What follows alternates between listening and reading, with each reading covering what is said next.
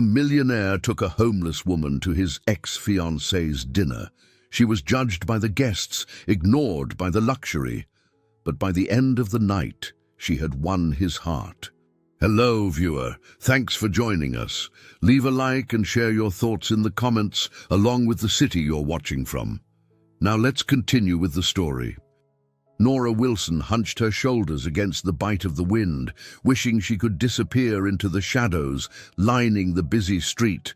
At 35, she knew every chill Boston had to offer. Her hair, once neatly styled, was now pulled back in a careless ponytail. The strands escaping around her face framed eyes that used to sparkle with hope, but had since dulled under the weight of disappointment. Even so, there was still a quiet resilience in her gaze, the kind that hinted she might not always be living like this. Late afternoon traffic rumbled past as people in tailored coats hurried toward their destinations. Nora stood near a small cafe, drawn by the warm light that spilled through its fogged windows. The aroma of roasted beans was inviting, but that comfort remained out of reach. She glanced at her reflection in the glass door, a slender woman, cheeks hollow from missed meals, wearing layers of mismatched clothes she had pieced together over time.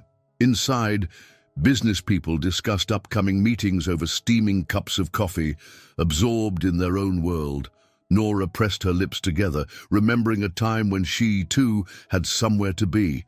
A few years ago, she'd worked in a textile factory on the outskirts of the city. Back then, she'd had an apartment, not fancy, but enough to make her feel safe. Life had felt almost manageable, until one day it wasn't. She pulled her threadbare jacket tighter and stepped aside to avoid blocking a man who exited the cafe. He was tall with a reserved elegance, wearing a simple yet expensive-looking overcoat and carrying a briefcase. The man paused briefly to help an older homeless fellow, offering him a paper cup of hot coffee.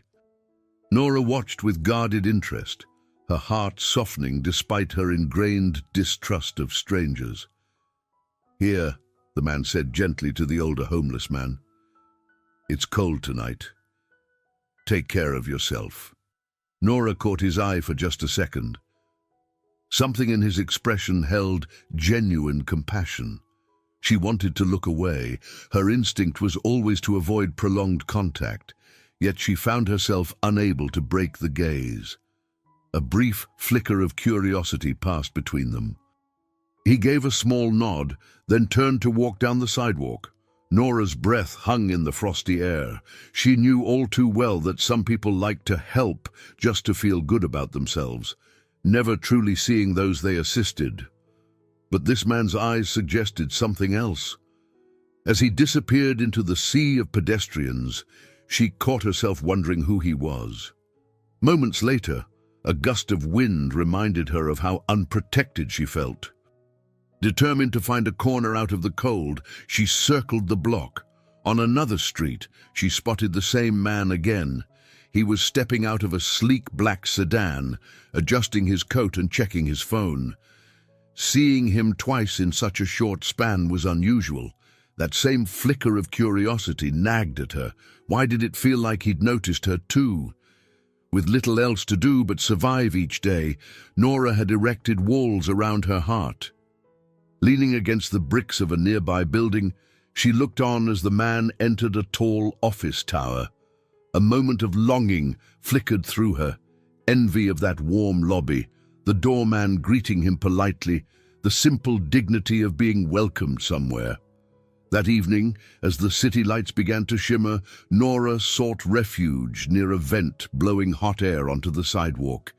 She settled on a piece of cardboard, trying to gather what remained of her frayed blanket. A swirl of exhaust fumes from passing cars mingled with the distant laughter of people heading home from work. Half dozing, she heard footsteps. Glancing up, she saw the same man from earlier, now exiting the building. He glanced her way, just briefly, before heading off. She felt a strange sense of being seen, not as a nameless figure, but as someone who mattered, if only for a second. Drifting in and out of an uneasy sleep, Nora wondered if this was the beginning of something unexpected. She didn't dare hope for much, but the faint warmth she'd glimpsed in that stranger's eyes lingered in her thoughts. And for the first time in a long while, she wondered what tomorrow might bring.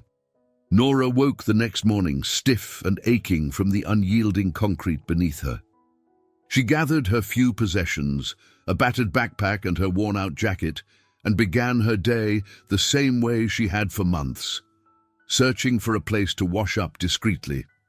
The nearest community center wouldn't open for another hour, so she walked slowly, trying to ease her sore muscles. Boston's early hustle had begun. Commuters poured into subway stations, and delivery vans rumbled across intersections. Nora kept her head down, avoiding eye contact. She'd grown used to blending into the background, where people either pitied her or refused to notice her at all.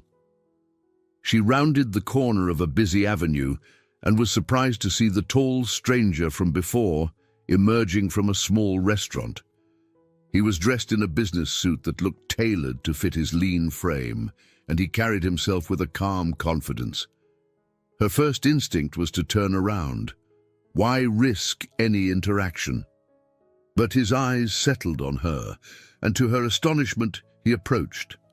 "Good morning," he said softly, as if speaking too loudly might startle her. "You were outside that office building last night, weren't you?" Nora tensed, unsure of his intentions. I guess so," she mumbled, trying not to show how vulnerable she felt in broad daylight, standing before a man who appeared to have everything she lacked. He introduced himself as William Lewis, mentioning he was on his way from an early breakfast meeting but had recognized her from the night before. She offered only her first name, Nora, and gave a slight nod, hoping the exchange would be brief. Instead, he surprised her. "Would you like to come inside for a quick meal?" He gestured to the restaurant behind him. "I'm done, but I'm sure we can still get you something warm." Nora hesitated. Accepting kindness from a stranger could be a trap, but her stomach growled audibly, betraying her need. Her pride told her to walk away, yet there was a sincerity in William's voice that she couldn't easily dismiss. She finally relented, following him inside. The restaurant was small, with vinyl booths and a handful of regulars sipping coffee. The scent of pancakes and bacon made Nora's mouth water. They slid into a booth near the window, attracting a few curious glances from patrons. One older woman behind the counter eyed Nora sympathetically before turning her attention back to the pancakes on the griddle. As Nora gingerly warmed her hands around a cup of coffee, William cleared his throat. "I realize this might seem strange, but I saw how you treated that other man on the street yesterday. You thanked me for giving him coffee. You looked genuinely appreciative, even though it wasn't for you." He paused. "That made me think," she shrugged.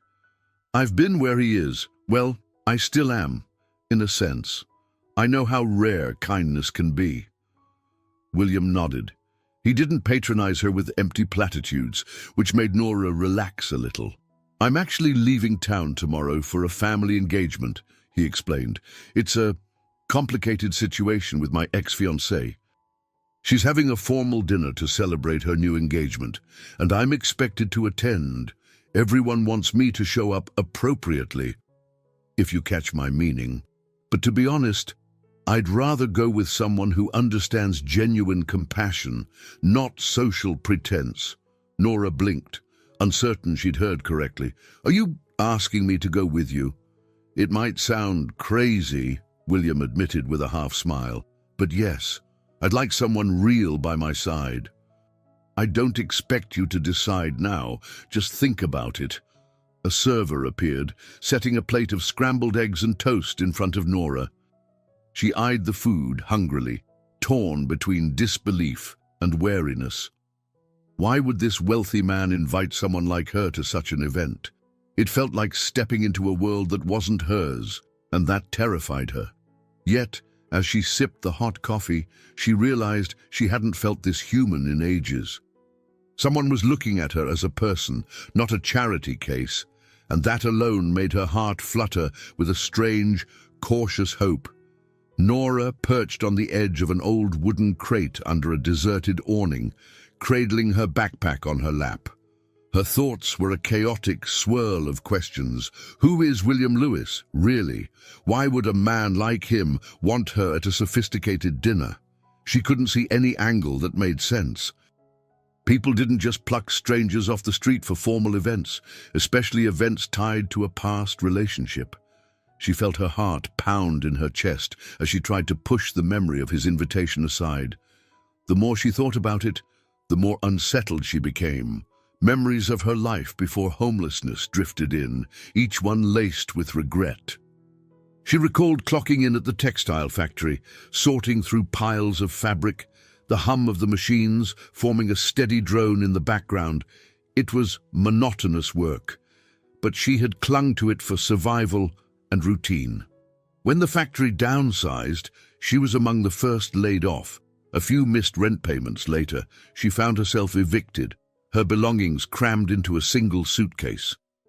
She tried living in a shelter for a while, but those walls carried their own nightmares, crowded spaces, theft, and haunting stories of despair. She shook her head, frowning at the ache these thoughts summoned. "I'm safer on my own," she muttered to no one in particular. Trusting people had proven risky. The last thing she wanted was to be paraded around as a pity project in front of wealthy strangers who'd only see her as an oddity. Street noise brought her back to the present. A couple of other homeless men argued in the distance, their raised voices echoing off the brick walls. Nora recognized them from her usual route. She felt a pang of sympathy, but couldn't bring herself to intervene. Life on the street taught her to pick battles wisely. Glancing at the rumpled piece of paper where William had written his phone number, she felt a surge of conflicting emotions. She could tear it up and pretend the invitation never happened. The idea tempted her. Maintaining the status quo felt safer than stepping into a world that once chewed her up and spat her out. Yet part of her yearned for a chance to be seen, truly seen, without pity or scorn. She'd experienced a tiny glimpse of that when William spoke to her. His eyes had conveyed more than polite politeness. They held genuine empathy. Still, the scars of mistrust ran deep, and Nora's internal alarm bells refused to be silent.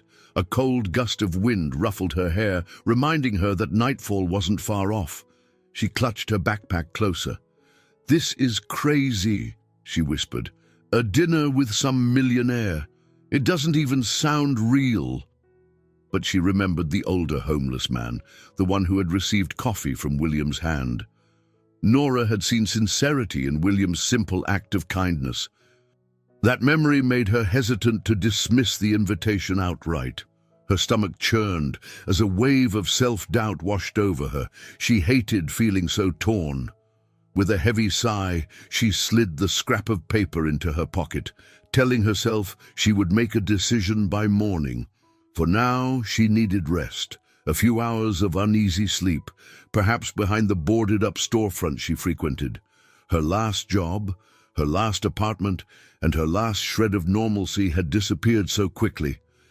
Fear of more disappointment had kept her from seeking real help ever since. What if this is just another heartbreak waiting to happen, she thought, rubbing her hands together against the encroaching cold. She closed her eyes, fighting the swirl of memories that pressed in on her from every side. Clinging to the faintest thread of hope, she told herself she'd survive the night as she always did, alone and wary. Yet despite every instinct to flee from risk, a small voice inside her wondered if maybe, just maybe, it was time to take a chance on something different. Nora shivered in the lobby of a modest hotel, feeling out of place beneath the bright lights and polished floors. She had come here because William had texted her, saying he was staying temporarily at this hotel before flying out for the upcoming engagement party. Part of her wanted to turn and run, but she forced her feet to move forward, the squeak of her worn sneakers echoing in the quiet space. He appeared from around a corner, dressed in a tailored grey suit. His posture relaxed slightly when he saw her. "Nora," he greeted, voice warm but low, as though he sensed how fragile her resolve might be. She took a moment to absorb her surroundings. Ornate carpeting, fresh flowers on a side table, a reception desk manned by a sharply dressed attendant. Everything about this place whispered of money and status. Instinctively, Nora folded her arms across her chest, bracing for judgmental stares. They sat in two lobby chairs upholstered in plush velvet. William leaned forward, resting his elbows on his knees. "I appreciate you coming," he began softly. "I know it's not easy." Nora glanced around, catching the wary look from a passing hotel guest. "Honestly, I almost didn't come," she admitted. "The idea of going to a high society dinner, surrounded by people who have no clue what it's like to—" She stopped short, her throat tightening. William nodded, understanding. "Trust me, I'm used to that crowd, and I don't always like it myself. My ex-fiancée, Charlotte, is from a very influential family. Her parents take pride in putting on elaborate events. I don't fit into their mold either, even if I've managed to build my own success." At the mention of Charlotte, Nora shifted uncomfortably in her seat. "Are you sure you want me there?" "I can't imagine I'll make a good impression," she said. Her voice wavered, betraying her vulnerability. William met her gaze, his own expression sincere. "What I need is someone genuine by my side. I can handle the sideways glances and the gossip. I've dealt with that for years, but I'd like to do it with a person who understands compassion and isn't caught up in show." Before Nora could respond, William's phone buzzed. He frowned as he glanced at the screen. "It's my mother," he explained. "She's anxious about the event. She thinks I should go alone to avoid complications." He let out a small sigh, frustration evident. "I love my mother, but she's always worried about appearances, especially after the breakup with Charlotte." Nora pressed her palms together, both sympathy and alarm flooding her. If even William's mother was concerned, then the pressure on him must be immense, and by extension, the pressure on her to conform would be equally high. She took a breath. "I don't want to cause trouble between you and your family," she said carefully. His eyes softened. "The trouble's already there, Nora. Bringing you won't make it any worse. If anything, it might remind them that real decency comes from a person's heart, not their social status." Despite her reservations, something about his words made her feel unexpectedly valued. Still, the weight of doubt pressed heavily on her chest. She flashed back to the humiliations she'd endured, losing her job, her home, her sense of self-worth. In fancy halls filled with well-to-do guests, what chance did she have of holding on to her dignity? "Look," William continued gently, "I'll stand by you, I promise. If you decide to come, you won't be alone in that room." He glanced around the lobby, noticing how her posture hunched defensively. "If you choose not to, I'll understand. But I want you to know you have an option, a real choice here." Nora studied him for a long moment, debating. Part of her suspected she was being pulled into someone else's drama, yet there was something undeniably earnest about William. He wasn't forcing her to do anything. Instead, he was handing her an invitation that transcended pity. She finally nodded, though uncertainty still gnawed at her. "I'll think about it," she whispered. William stood, offering a faint smile. "That's all I ask." They exchanged a brief, tense handshake before he disappeared up a hallway, leaving Nora to grapple with the conflicting thrill and dread that warred within her. Nora could feel her nerves buzzing as she stepped into a small thrift store in a quieter part of Boston.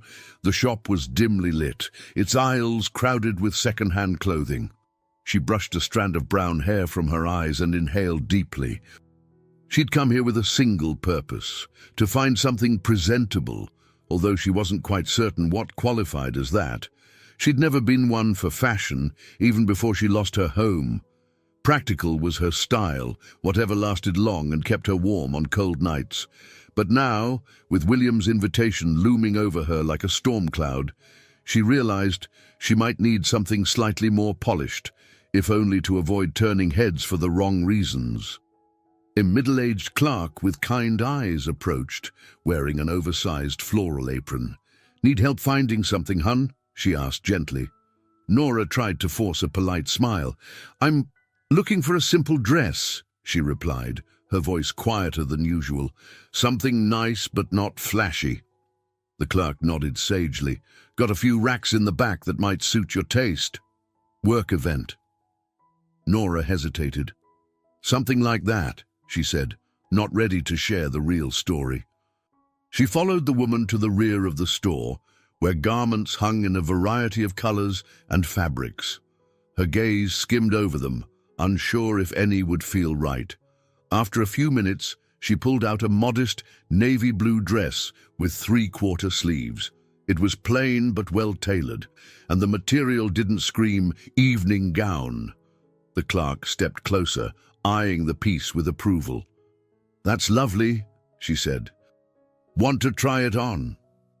In the dressing room, Nora faced the mirror under harsh fluorescent light. The reflection startled her. Though the dress fit her frame better than she expected, she couldn't help noticing her tired features, dark circles under her eyes and the subtle lines etched by hardship. Yet there was a faint spark there, too, a reminder that she was still alive, still capable of something new. She emerged, and the clerk gave an encouraging nod. "You look nice." The simple compliment made Nora's cheeks warm. She purchased the dress with money she'd saved from odd jobs collecting cans and cleaning at a community kitchen. Part of her felt guilty spending on clothes, but the invitation had stirred a tiny seed of hope. Maybe stepping into the unknown could change something in her life. That evening, she found William waiting near a subway entrance, just as he'd promised. He wore a dark wool coat, looking slightly more casual than the previous day, but still every bit the confident businessman. His eyes lit up in relief when he saw the garment bag in her hand. "So, that means you're coming?" he asked, half amazed. Nora shrugged, her mouth curving into a cautious smile. "Guess I'll give it a shot." He breathed a soft laugh. "Thank you." Then, in a more serious tone, he offered her a small business card. "This has my private number. If you need anything, help with a ride, or just someone to talk to, call me." She took the card, her fingers trembling slightly. No one had ever given her a direct line of support like this. I appreciate it," she managed. They agreed on the details of where and when to meet for the flight the next morning, though Nora insisted she'd travel on her own to the airport. The idea of relying on him for everything made her uneasy. She wanted at least the semblance of independence. Before they parted ways, Nora glanced around the bustling sidewalk. People hurried by without noticing them. Yet here she was, about to step into a world that, mere days ago, had been nothing but a distant memory from her old life. She gripped the garment bag tighter, a mixture of excitement and dread making her heartbeat unsteady. It wasn't lost on her that everything could go horribly wrong. She could be ridiculed, pitied, or worse, completely invisible in a crowd of glitzy onlookers.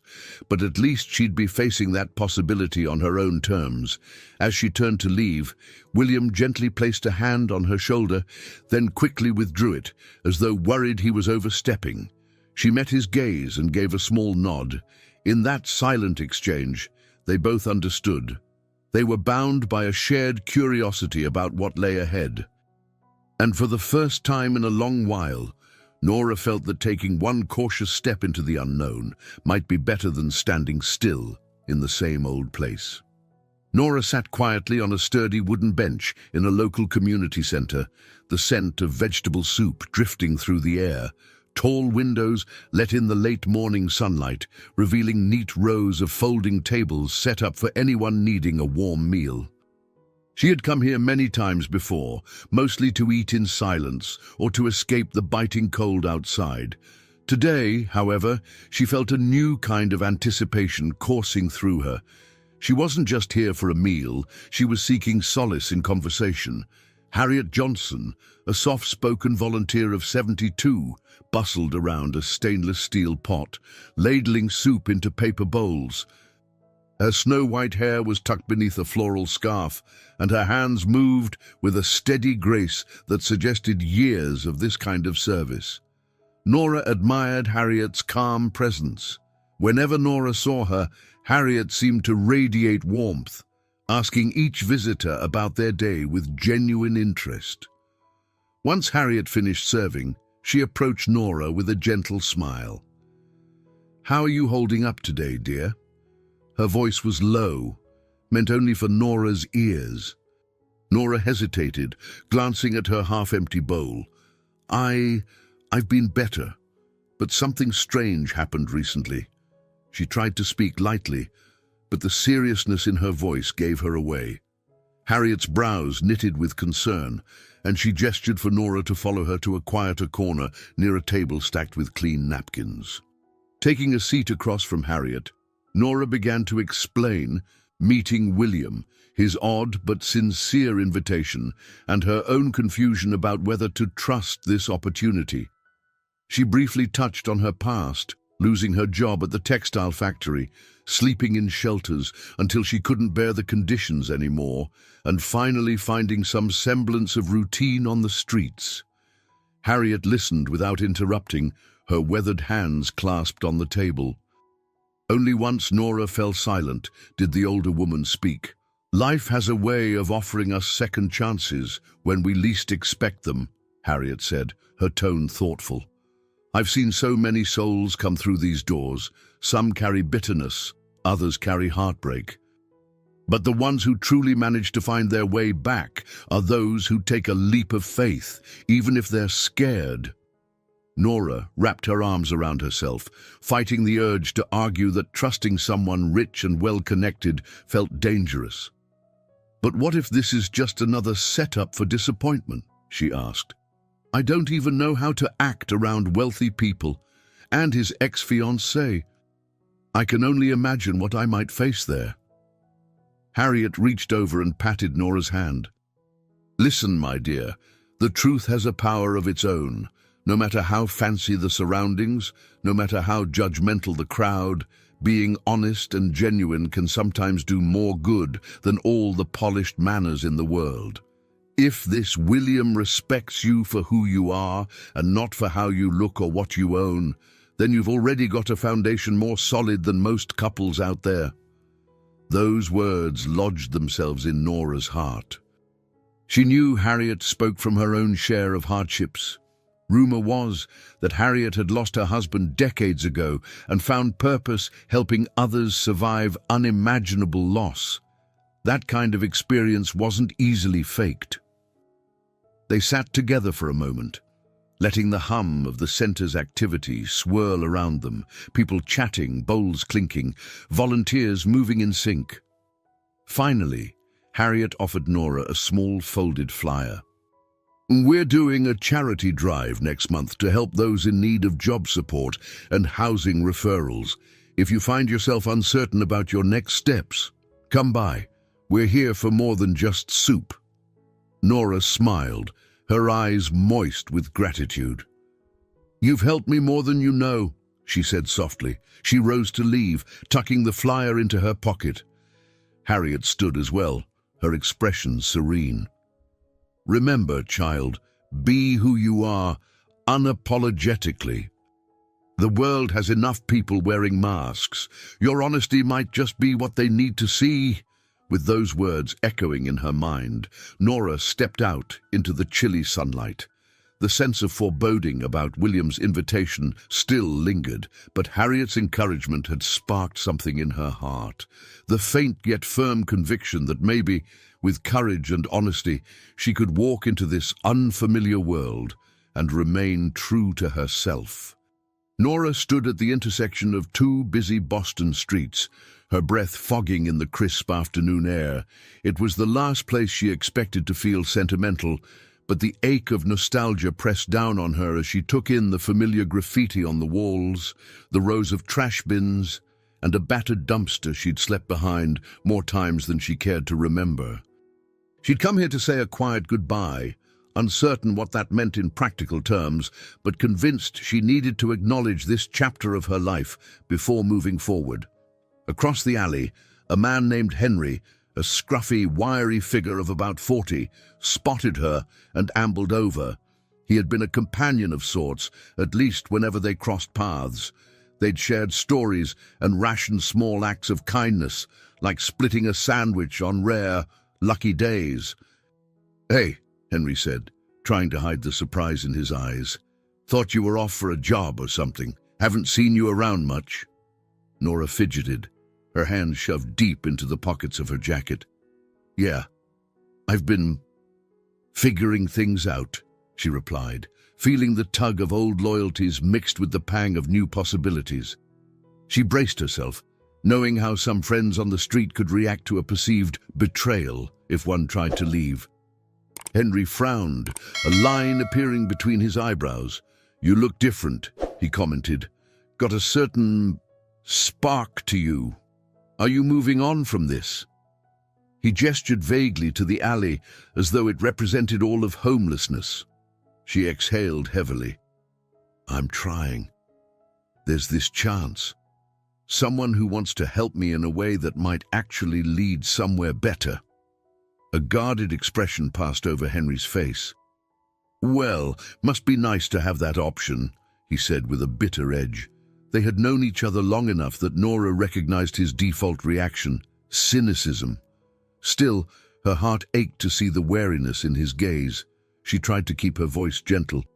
"Henry, it's not that I think I'm better than this, or better than you. I'm just exhausted. I need to try something else." She paused. "I wish I could show you that it's real, that it's not just someone playing games, but I can't promise that. All I know is I can't stay here." A cold gust of wind blew scraps of paper across their feet.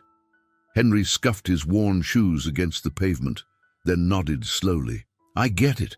I'm just afraid you'll get hurt by whoever's promising you the moon." He raked a hand through his unkempt hair. "You ever need to come back? You know where I am?" His words carried a surprising tinge of care, and Nora smiled sadly. "I'm grateful," she murmured. She pulled out a small, rolled-up blanket from behind a set of broken pallets. This blanket had been her shield against countless freezing nights, now tattered beyond much use. She placed it by the side of the alley, as though performing a tiny funeral for her old life. Henry watched silently, the faintest glimmer of understanding in his eyes. "Guess you really are leaving it behind." Nora glanced back at him, the blanket a symbol of the survival mode she'd been trapped in for too long. "Yeah," she said, her voice catching slightly. "I guess I am." With a brief, awkward hug, she parted ways with Henry, her heart heavy, yet oddly liberated. As she left the alley behind, she felt an odd mix of grief and relief. She had no illusions that simply walking away from these streets meant everything would turn out perfect. But Harriet's words about second chances and William's invitation had given her the tiniest foothold into a different future. It was time, she decided, to see if she had the courage to truly begin again. When she stepped onto the main road, the sun was low in the sky, casting long shadows across the busy lanes. She took a deep breath, mentally bracing herself for the next steps. The battered past might cling to her like a stubborn stain, but she was done letting it define every day of her life. The taxi ride out to William's property felt surreal to Nora. She pressed her face to the window as the bustling city receded behind them, replaced by wide tree-lined avenues and tidy gates that signaled a different kind of existence, one dominated by manicured lawns and stately homes. She fiddled with the navy blue dress draped over her lap, still inside its garment bag. Anxiety churned in her stomach. When the taxi finally pulled up to the entrance of William's mansion, her breath caught. A tall, ornate gate swung open smoothly, as though anticipating their arrival. She stepped out onto a driveway paved with cobblestones, feeling the crispness of the late afternoon air. The house itself was a classic New England style, brick facade, white columns on the porch, and wide windows that reflected the slanting sunlight. William appeared at the front entrance, waving politely. He wore a simple button-down shirt and slacks, a departure from his usual business suits. The casual attire didn't lessen the refinement of his posture, though. Nora clutched the garment bag, battling the sensation of being an intruder. "Welcome," he said softly, coming down the steps to meet her. The taxi pulled away, leaving her alone with the imposing structure and its owner. "I'm glad you're here." She gave a small nod, eyeing the meticulously groomed hedges that dotted the front yard. "This place is—" She struggled to find a word that wasn't overwhelming. "It's beautiful," she finally managed. William offered a light smile. "Thank you. My parents bought this house years ago, and I ended up inheriting it." He gestured for her to follow him inside, pushing open a large wooden door that led into a bright foyer. The marble floor gleamed under a chandelier, and tasteful paintings hung on the cream-colored walls. Nora's steps echoed in the spacious hallway. She instinctively kept her arms close to her sides, worried she might accidentally knock into something expensive. William seemed to sense her unease because he spoke gently. "This is just a house, Nora," he said. "Fancy, sure, but it's still just walls and a roof." She nodded, but couldn't shake the feeling of being in a museum. He guided her toward a guest room down a long corridor. "I thought you might like to freshen up," he said, pausing outside a door painted a soft shade of blue. "There's a private bathroom in there. Take as much time as you need."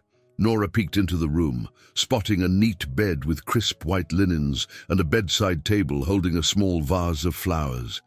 It struck her as both comforting and utterly foreign. Her entire life had been so stark for years. This seemed like another planet. "Thank you," she murmured, stepping inside. Behind her, William gently closed the door. Alone in that quiet space, Nora allowed herself a moment to breathe. She placed her garment bag on the bed, then ran her hand across the bedspread, marveling at its softness. A full-length mirror stood against one wall, something she'd rarely had access to recently. She swallowed hard, deciding it was time to see how she might fit into this new reality. A few minutes later, she emerged, wearing the simple navy dress she'd bought at the thrift store. She'd done her best to smooth her hair into a neater ponytail. She pressed a hand to her chest, feeling the flutter of nerves. Perhaps she should have asked Harriet for a crash course on etiquette, she thought wryly. William stood in a side corridor, talking quietly with a woman who appeared to be in her mid-50s. The woman had short, silver-streaked hair and wore a tidy black dress. When William caught sight of Nora, he ended the conversation and turned to greet her. "Nora, this is Rosalind. She's been with my family for years, managing the household. Rosalind, this is Nora Wilson, my guest." Rosalind offered a reserved smile. Nora detected a hint of curiosity behind it, but no outright hostility. "Nice to meet you," Nora said politely, hoping her voice didn't shake. "Likewise," Rosalind replied. "If you need anything at all, let me know." Nora nodded, gratitude mingling with lingering discomfort.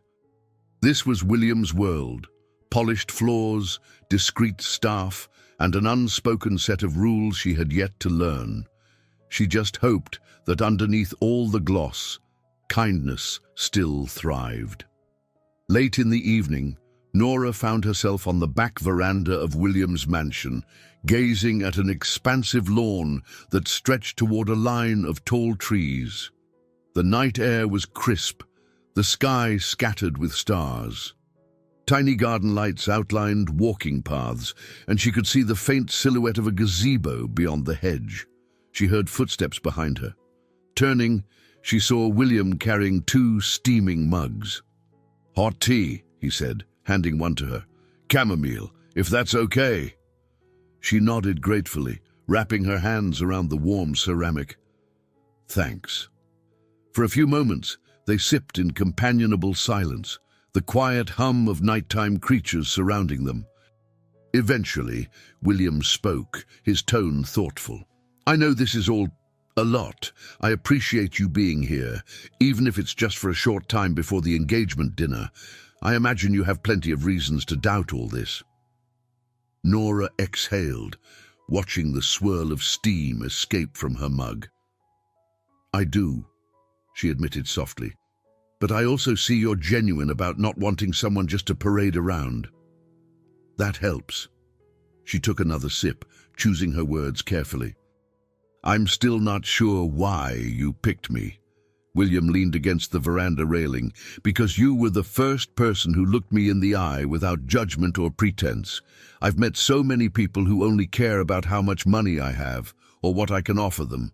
That older man you saw me help, he wasn't the first person I've tried to support, but you were the only one who thanked me, as if the act itself mattered. You didn't push for anything. You just acknowledged it with honesty." Nora felt a small flush creep into her cheeks. She'd hardly thought her quiet "thank you" would be so impactful.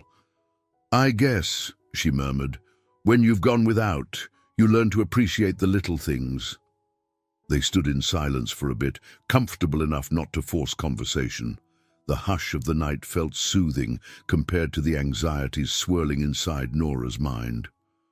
After a moment, she asked softly, "What happened with Charlotte? I don't mean to pry, but I'd like to understand why your engagement ended." William's expression grew pensive. "Charlotte and I were together for a few years. At first, it was all excitement. Parties, travel, our families doting on us. But as time passed, I realized we wanted different things. She was raised in a family that measures success in terms of social circles and extravagant events. My focus was building a company to create something meaningful, funding community projects, providing real benefits for employees. She called it idealistic. Then we started arguing about the future." He ran a hand through his hair. "Eventually, it became clear she wanted a certain lifestyle, and I didn't. We parted ways a few months ago, but her parents have strong ties to mine, so there's still an expectation for us to remain civil. Now she's getting engaged to another man, someone more aligned with her family's idea of success." Nora listened intently, recalling her own experiences with disappointment. Though different, heartbreak has a universal sting. "I'm sorry," she offered. "That must have been tough." He shrugged gently. "It was, but it's for the best. I just wish my mother would see it that way. She struggles to understand that I'm not concerned with keeping up appearances." Nora swallowed hard, thinking of the upcoming dinner. "Do you think we'll face a lot of questions? About me, I mean." A small, reassuring smile curved his lips. "Possibly, but all I want is for you to be yourself. That's why I asked you in the first place." In that moment, Nora felt something shift, an almost tangible bond forming between them. It wasn't romance, or at least not yet. It was more like a mutual respect, forged by an understanding that they both had scars the world didn't see. They lingered outside for a while longer, speaking of lighter topics, the shape of the moon, the hush of the garden at night, the relief of warm tea on a cold evening. And when the conversation lapsed into quiet comfort, both of them felt a subtle sense of trust growing, a delicate thread that might just hold them steady in the storm that was sure to come. The following afternoon found Nora in the heart of William's kitchen, a place she'd never expected to be. Unlike the formal dining room and stately sitting areas, this room radiated life and warmth.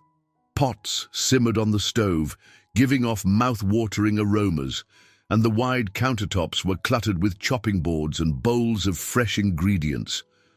The overhead lighting was bright but comforting, making the space feel inviting rather than intimidating.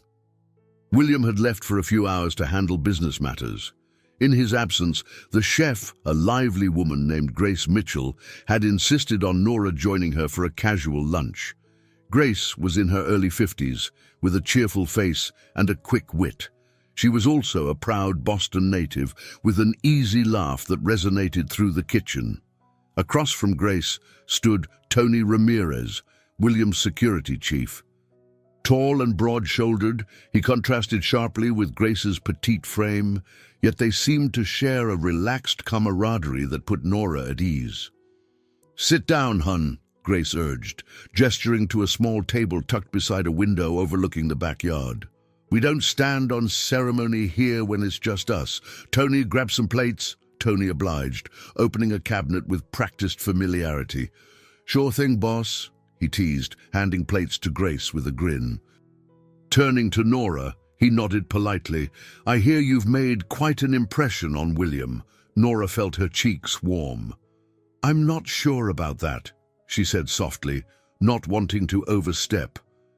He asked me to help him out with this event." Grace exchanged a knowing glance with Tony, then passed Nora a dish piled with roasted vegetables and tender chicken. "Well, if William is bringing you around, it means he trusts you," she remarked. "He's a good man, but he keeps a lot inside, you know." Tony settled in next to them, folding his arms across his chest. "I remember the first time I met William. I was struggling after leaving the police force. He took a chance on me when no one else would." He glanced at Nora with kind eyes. "One thing I can say, if William decided to have you at his side, it's because he values who you are, not what you have." Nora felt a subtle lump in her throat at those words.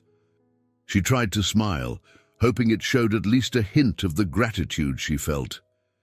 "It's still strange for me to be here," she admitted, glancing around the spacious kitchen that reminded her of a cooking show set. "I'm used to trying to get by on the street. Never imagined I'd be in a place like this." Grace slid into the seat across from her. "Life throws curveballs. I ended up here after a messy divorce. Needed a job, had a talent for cooking, and William needed a reliable chef. Turned out we were a good match." She lifted her fork as if to toast the unpredictable nature of fate. Tony chuckled, adding, "I've seen the fancy side of things. These events William sometimes attends, but the truth is, the staff here is like family. We're not about bowing and scraping just because someone has money." Nora exhaled slowly, a bit of the tension draining from her shoulders. She hadn't realized how deeply she needed to hear something like that. "Thank you," she whispered, meeting each of their gazes in turn. They chatted for a while about mundane topics, Boston's crazy sports fans, the challenges of winter snowstorms, and the best spots for clam chowder. Nora found herself relaxing into the conversation, laughing along with their jokes. It felt unexpectedly normal, as though she were part of a small circle of friends sharing a midday meal. When they finished eating, Grace insisted Nora help with a simple dessert, strawberry shortcake. With each instruction, "Cut those berries into quarters, mix the cream gently," Nora realized she was enjoying a sense of belonging she hadn't felt in years. Even Tony pitched in, rinsing the dishes in the sink, humming a tune under his breath. By the time they carried the desserts out to the table, Nora's heart felt lighter. She still had to face the engagement dinner soon, along with the possibility of sharp judgment from William's former fiancée. But in that moment, surrounded by two people who treated her like an equal, she realized she wasn't completely alone. She had found, in the unlikeliest of places, a few allies who saw her as more than just a woman down on her luck. It was late afternoon when the unexpected knock came at the door. Nora had been in the living room, flipping through a magazine she'd found on a side table, when she heard the solid echo of the knock resonate through the foyer.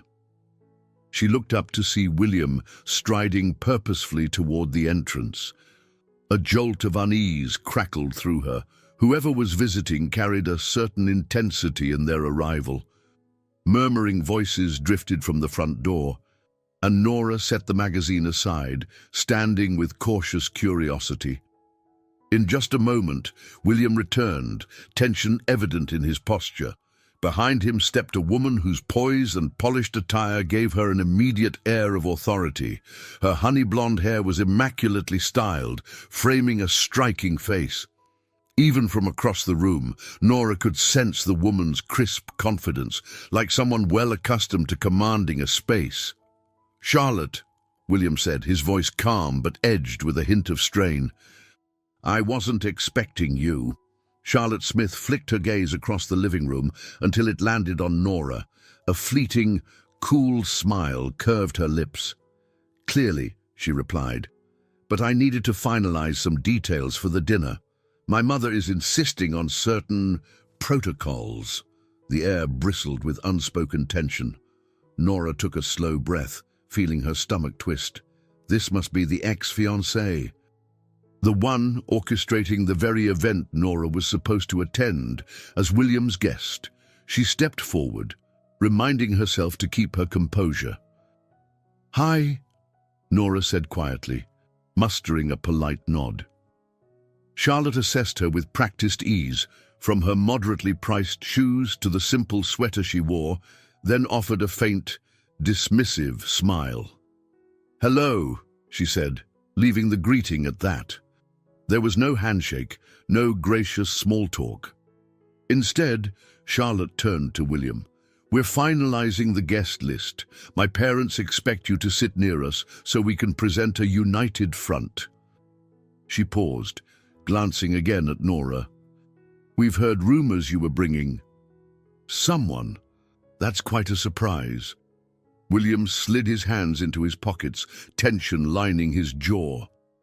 "Yes, Charlotte, I am bringing someone, and I'd appreciate if you treated her with respect." Charlotte gave a delicate shrug, as though conceding a trivial point. "Of course," she replied, though her tone implied the opposite. Turning fully to Nora, she lifted her chin. "So, Nora, right, you'll be joining us for this celebration?" Nora felt like a deer in headlights under Charlotte's scrutiny. A rush of conflicting emotions rose: fear, resentment, even defiance. But she recalled Harriet's advice: "Let honesty guide you." Drawing a steadying breath, she answered, "Yes, William invited me." Charlotte's lips twitched in a mirthless smile. "And do you have a particular connection to high society events?" she asked, each word precisely measured. Nora sensed the subtext. "Do you even belong in that kind of environment?" She forced herself to keep her tone steady. "I'm not familiar with them," she admitted. "But I appreciate the invitation and plan to attend."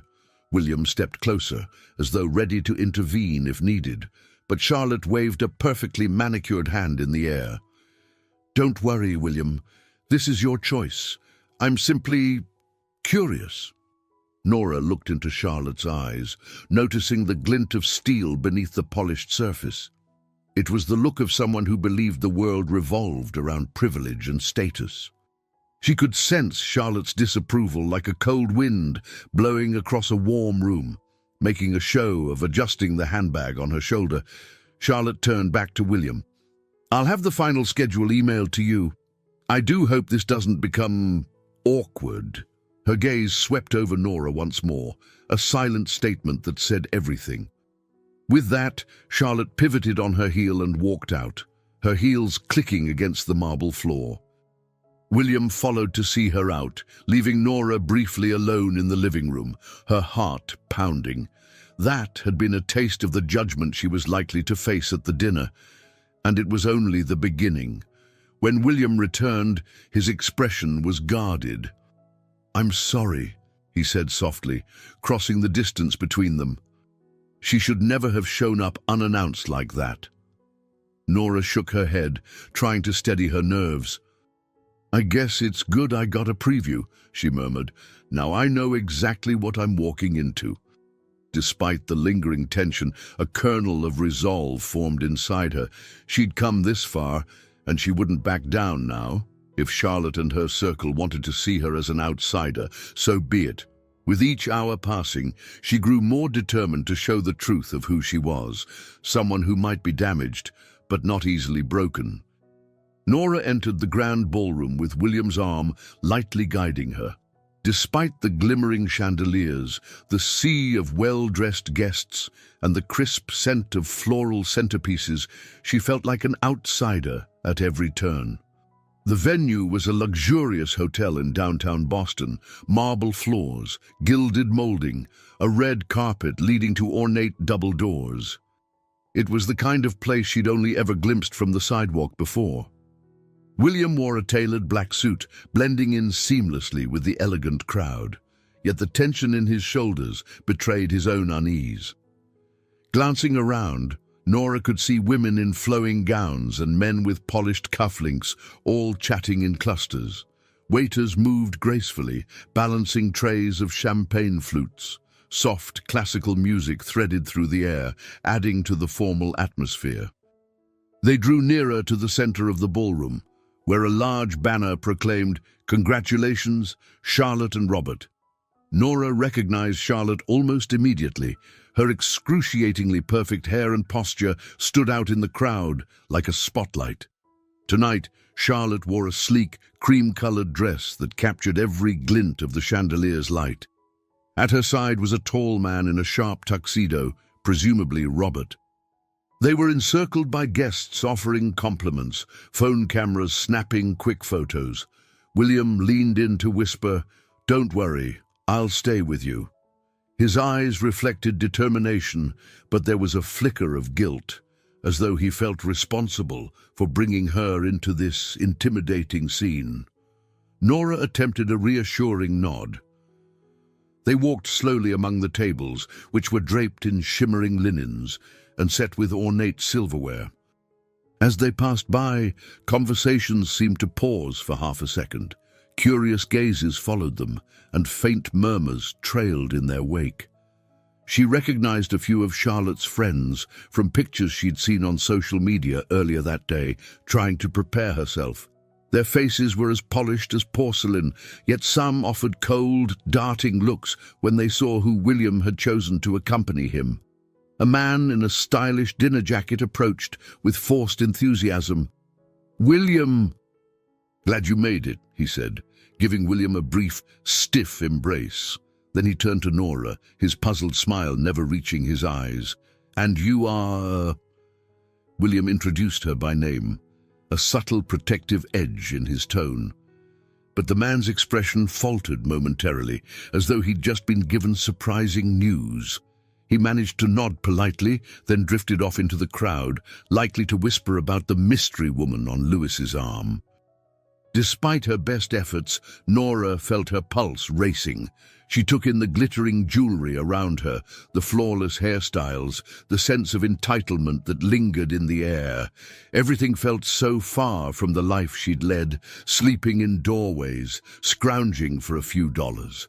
Was she foolish to think she could stand here as William's guest without collapsing under the weight of scrutiny?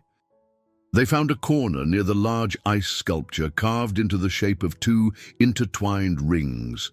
Standing there with her back to a column, Nora tried to gather her composure. She could feel the occasional curious glance from passing guests, some subtle, some more overt. "This is exactly what I was afraid of," she whispered, her eyes locked on the small centerpiece of roses at the nearest table. William gently placed a hand on her arm. "You're here with me. Let them look." His words were meant to comfort, but she could see how the tension in his jaw hadn't lessened. He was wound tight, too. A burst of applause rippled through the ballroom as Charlotte and Robert moved onto a small dais, presumably ready to greet the crowd officially. Under the bright lights, Charlotte's gaze briefly met Nora's. There was no need for words. Her cool, appraising stare spoke volumes. Nora forced herself to stand tall, reminding herself of Harriet's advice. Stay honest, stay calm. Her heart pounded fiercely, and she clutched her glass of water, the faint tremor in her hand betraying her nerves.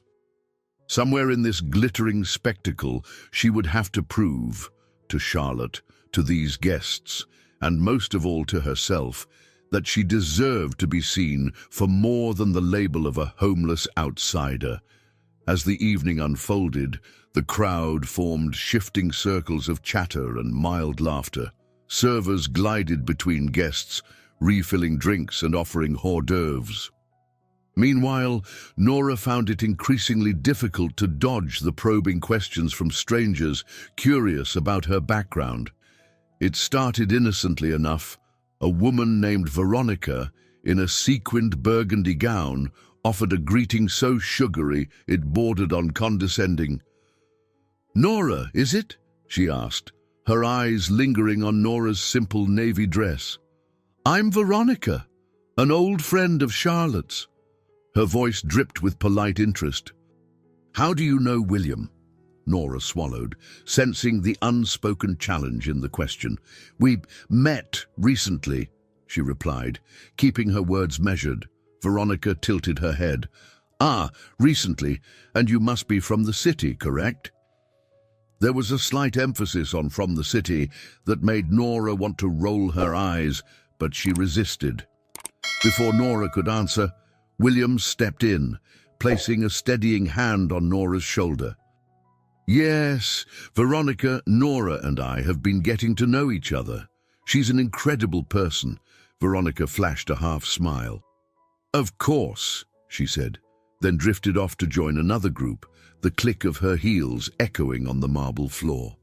Nora released a breath she hadn't realized she was holding, but the questions didn't stop there. A pair of older women, likely relatives of Charlotte, approached next. Their hair was styled in perfect coifs, their expressions guarded. One of them, wearing a string of pearls, cleared her throat. "William," she began, "it's been a while since we've seen you, and your companion is—" The words dangled, hinting at an expectation that Nora might not fully grasp her place. "Nora Wilson," William said firmly, repeating himself for what felt like the 100th time. "She's my guest tonight." The woman gave a thin-lipped smile, her gaze flicking between them. "Charmed," she finally murmured, though she didn't look remotely charmed. "And tell me, Nora, where did you say you live?" Nora felt warmth rise in her cheeks. She offered a careful response. "I'm between places right now." Saying she was homeless outright would only feed their gossip. Still, she refused to lie. The second woman let out a small, disbelieving laugh. "Between places." "Goodness dear, that sounds rather unsettled." Despite the knot forming in her stomach, Nora squared her shoulders. "It can be," she admitted, trying to project calm, "but it won't always be." William's hand tensed slightly, but Nora caught his gaze, silently telling him she could handle this. He inclined his head, stepping aside so that she could speak for herself. Pearl's lady exchanged a look with her companion. The second one pursed her lips, a flicker of disdain crossing her face. "Well," she said, "best of luck, my dear," before they both moved on, evidently satisfied with their attempt to uncover Nora's lack of proper background. A soft tremor ran through Nora's body. The glances from other corners of the room were sharper now, snippets of hushed conversation drifting in her direction. It was like standing on a stage under harsh spotlights, all eyes judging every breath she took. She leaned toward William. "I feel like I can't breathe," she whispered, fighting the instinct to bolt. He pulled her gently to one side, near a tall vase brimming with white orchids. "I'm sorry," he murmured, eyes filled with remorse. "This is exactly why I don't connect with these people." Nora mustered a shaky smile. "Not your fault," she replied. "You tried to warn me. I guess I just wasn't prepared for how blatant they'd be." From across the room, Charlotte stood with Robert, casting occasional glances. Nora sensed Charlotte's silent triumph, as though each disapproving stare aimed at Nora was a personal victory for her. It fueled Nora's internal battle. She didn't want to give Charlotte the satisfaction of seeing her crumble. A passing waiter brought champagne, and William grabbed a flute for himself, offering Nora water instead. She was grateful. She needed a clear head, not liquid courage. Another wave of uneasy laughter rippled through the gathering as someone announced toasting time. Soon, Charlotte would be at the center of the stage, and Nora braced for the possibility that she, too, might be thrust into an unwanted spotlight. Her heart pounded painfully as she realized the confrontation hadn't yet peaked. The real test of her composure was about to unfold, and if the hostility swirling around her was any indication, it would take all her strength not to shatter under the weight of their scrutiny. The hush fell across the ballroom with an almost tangible weight, as though every breath had paused. Charlotte stood at the front, a crystal champagne flute in hand, Robert by her side. The guests formed a semicircle, eager to hear what she might say. Nora lingered on the periphery, William's presence comforting, though she still felt the eyes of countless onlookers dart her way. Raising her glass, Charlotte offered a polite, poised smile. "Thank you all for joining us tonight," she began, her voice carrying easily in the spacious room. "It's a celebration of love and of new beginnings, mine and Robert's, of course. But it's also a chance to reflect on honesty, sincerity." She let the words linger, her gaze flicking toward Nora, "and knowing one's place." A faint ripple of chatter stirred among the guests, uncertain whether Charlotte's remark was innocent or pointed. But Nora, standing in the back, felt the sting in her bones. It was no secret that Charlotte was referencing William's companion. She clenched her hands together, wishing she could sink into the polished floor. Charlotte continued, "So here's to forthrightness." She raised her glass higher, to people who stand by what they believe in, no matter where they come from or what their circumstances may be. This time, the jab was unmistakable. An anxious tension built in the room. William stepped forward as though to intervene, but Charlotte waved him off with a too bright smile. Several guests looked uncomfortable. Others sipped their champagne, half smiling as though they found Charlotte's remarks entertaining. Nora's heart thudded. The humiliations were culminating in this very public moment. Before she could decide whether to keep her head down or slip away, her gaze locked on Harriet's gentle wisdom, replaying in her mind, "The truth has a power of its own. You can face hostility without losing yourself."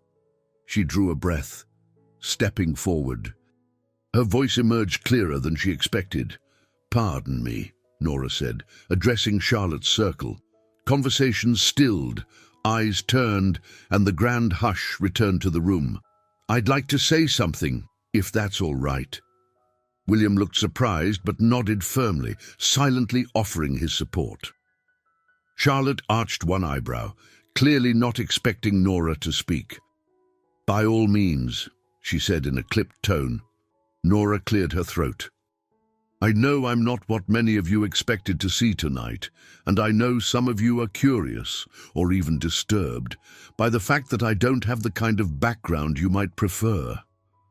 She paused, letting her words settle. A few guests shuffled uncomfortably, but no one spoke. She continued, her voice trembling only slightly. "I've lived on the streets for a while. That doesn't make me any less human. I came here because William extended kindness to me, a kindness I hadn't felt in a long time.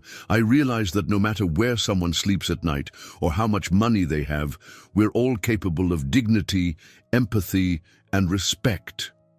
The hush deepened, like a collective breath held tight. She looked around the room, meeting the eyes of those who had sneered at her earlier. "I'm not here to embarrass anyone," she said softly. I'm here because I believe honesty matters more than appearance, and because I'm not ashamed of who I am. I've survived hardships, yes, but they've taught me compassion." A wave of silence washed through the crowd, heavy yet electric. For a long moment, no one clinked a glass or shifted in their seat. Even the music seemed to falter. Across the room, Charlotte's lips tightened, caught off guard by this calm, direct reply. Nora lowered her eyes briefly, her heart pounding like a drum in her ears, but she knew she had to finish. "You may judge me if you want, but just remember, some of the strongest and kindest people in this world are those who've endured trials you can't imagine. I'm not any less worthy of respect than the rest of you, and I want to thank William for seeing that." For an instant, it felt as though the entire ballroom might implode under the tension. Then something unexpected happened. A small scattering of applause rose from a corner of the room. Grace and Tony stood there, clapping quietly. Soon, a few other guests joined, albeit hesitantly.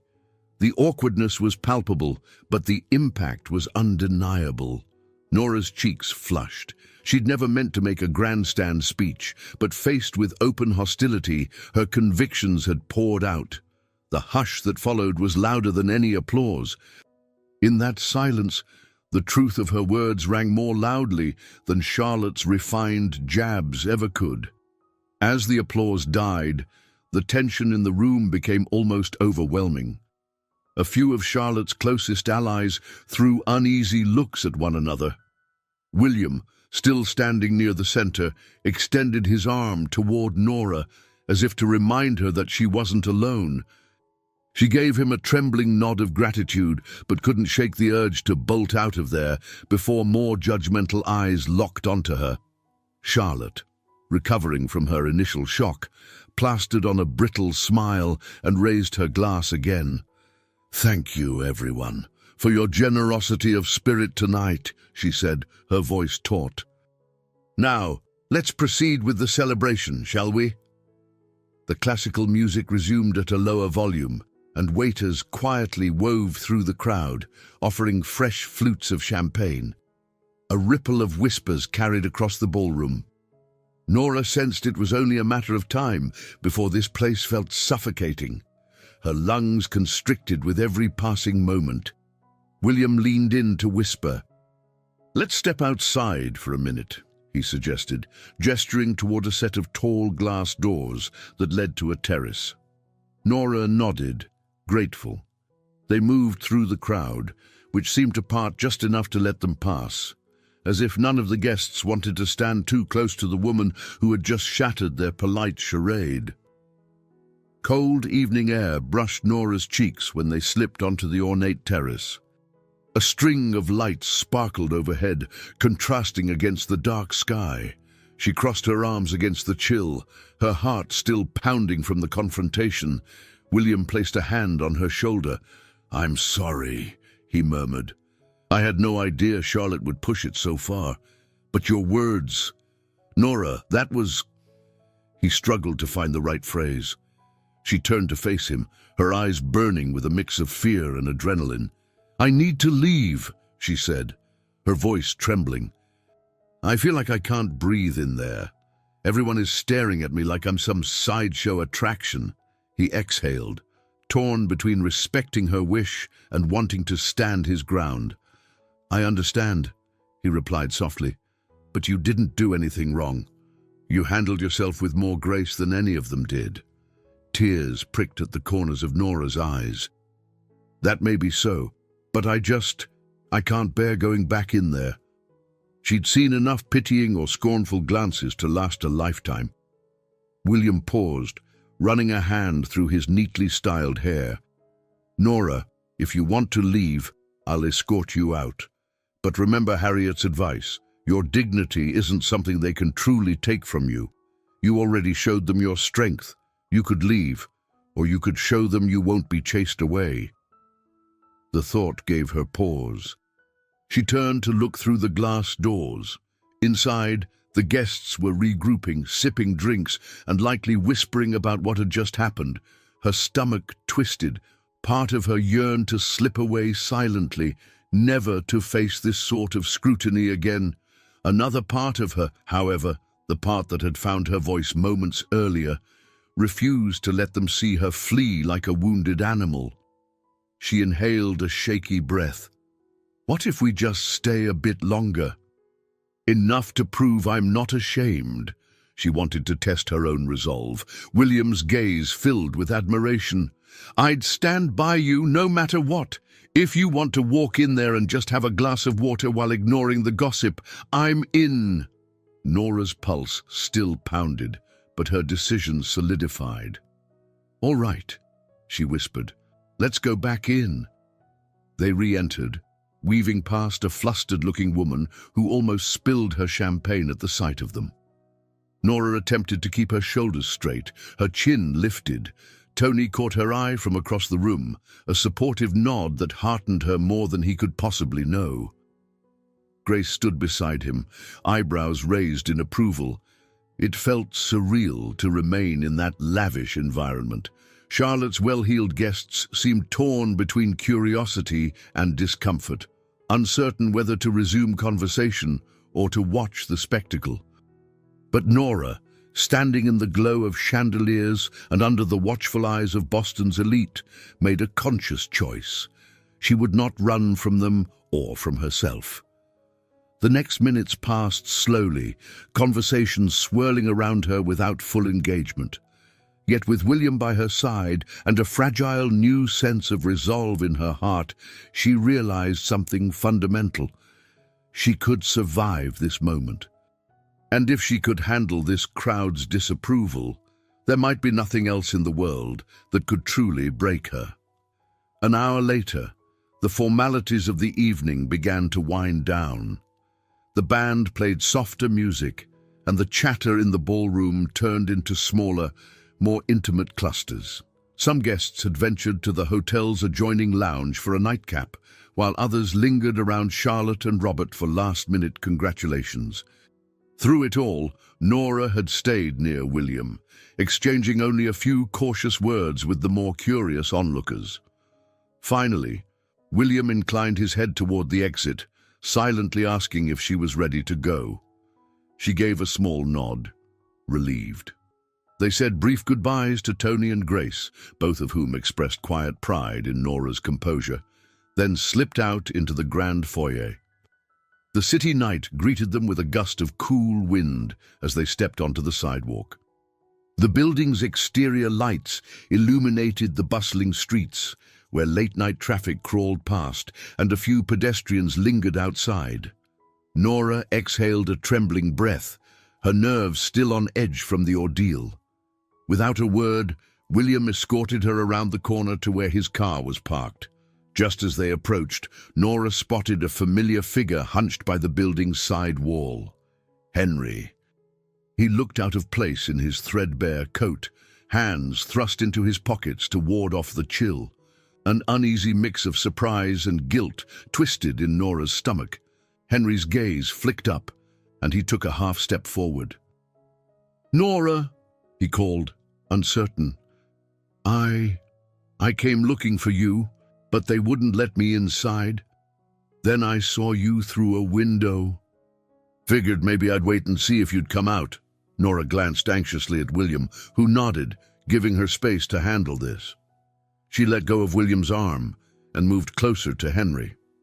"Hey," she said softly, her breath forming small puffs in the cold air. "Why are you here?" Henry looked away, his face tense with a swirl of emotions. "Heard some folks talking about a fancy dinner for big shots. I remembered you said you'd be at some event with that rich guy, so I thought maybe you needed someone to have your back, in case you changed your mind, in case it was all a scam." Nora's chest tightened. In the swirl of opulence, she'd almost forgotten how easy it was for someone like Henry to assume the worst. "It's not a scam, Henry, but it's also not exactly easy." She gave a shaky laugh, suddenly recalling the glares, the whispers, Charlotte's cutting remarks. Henry's posture slumped. "I know," he muttered. Look, I'm not good at this. I said some things before, like you were bailing on me. He shifted his weight, clearing his throat. I just didn't want you to get hurt, and I was afraid you'd never come back to us. But if this is real, if you're doing better, I'm glad for you. A current of relief and sadness moved through Nora.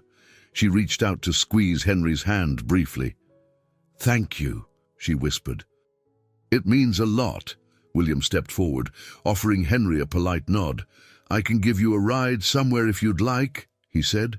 There was no condescension in his voice, just genuine concern. Henry eyed him warily, then shook his head. Nah, I'm okay. I just wanted to see Nora.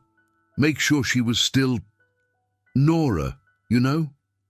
Nora's eyes brimmed with unshed tears. She laid a hand on Henry's shoulder. I'm still me, she reassured him. But I have a chance now. A chance to move forward, maybe help myself, and maybe others too. Henry swallowed hard, looking at her with an odd mixture of pride and sorrow. Then you do it, he rasped. Don't let them tear you down. You deserve better. They exchanged a small, tense smile, and after a moment, Henry shambled off into the night.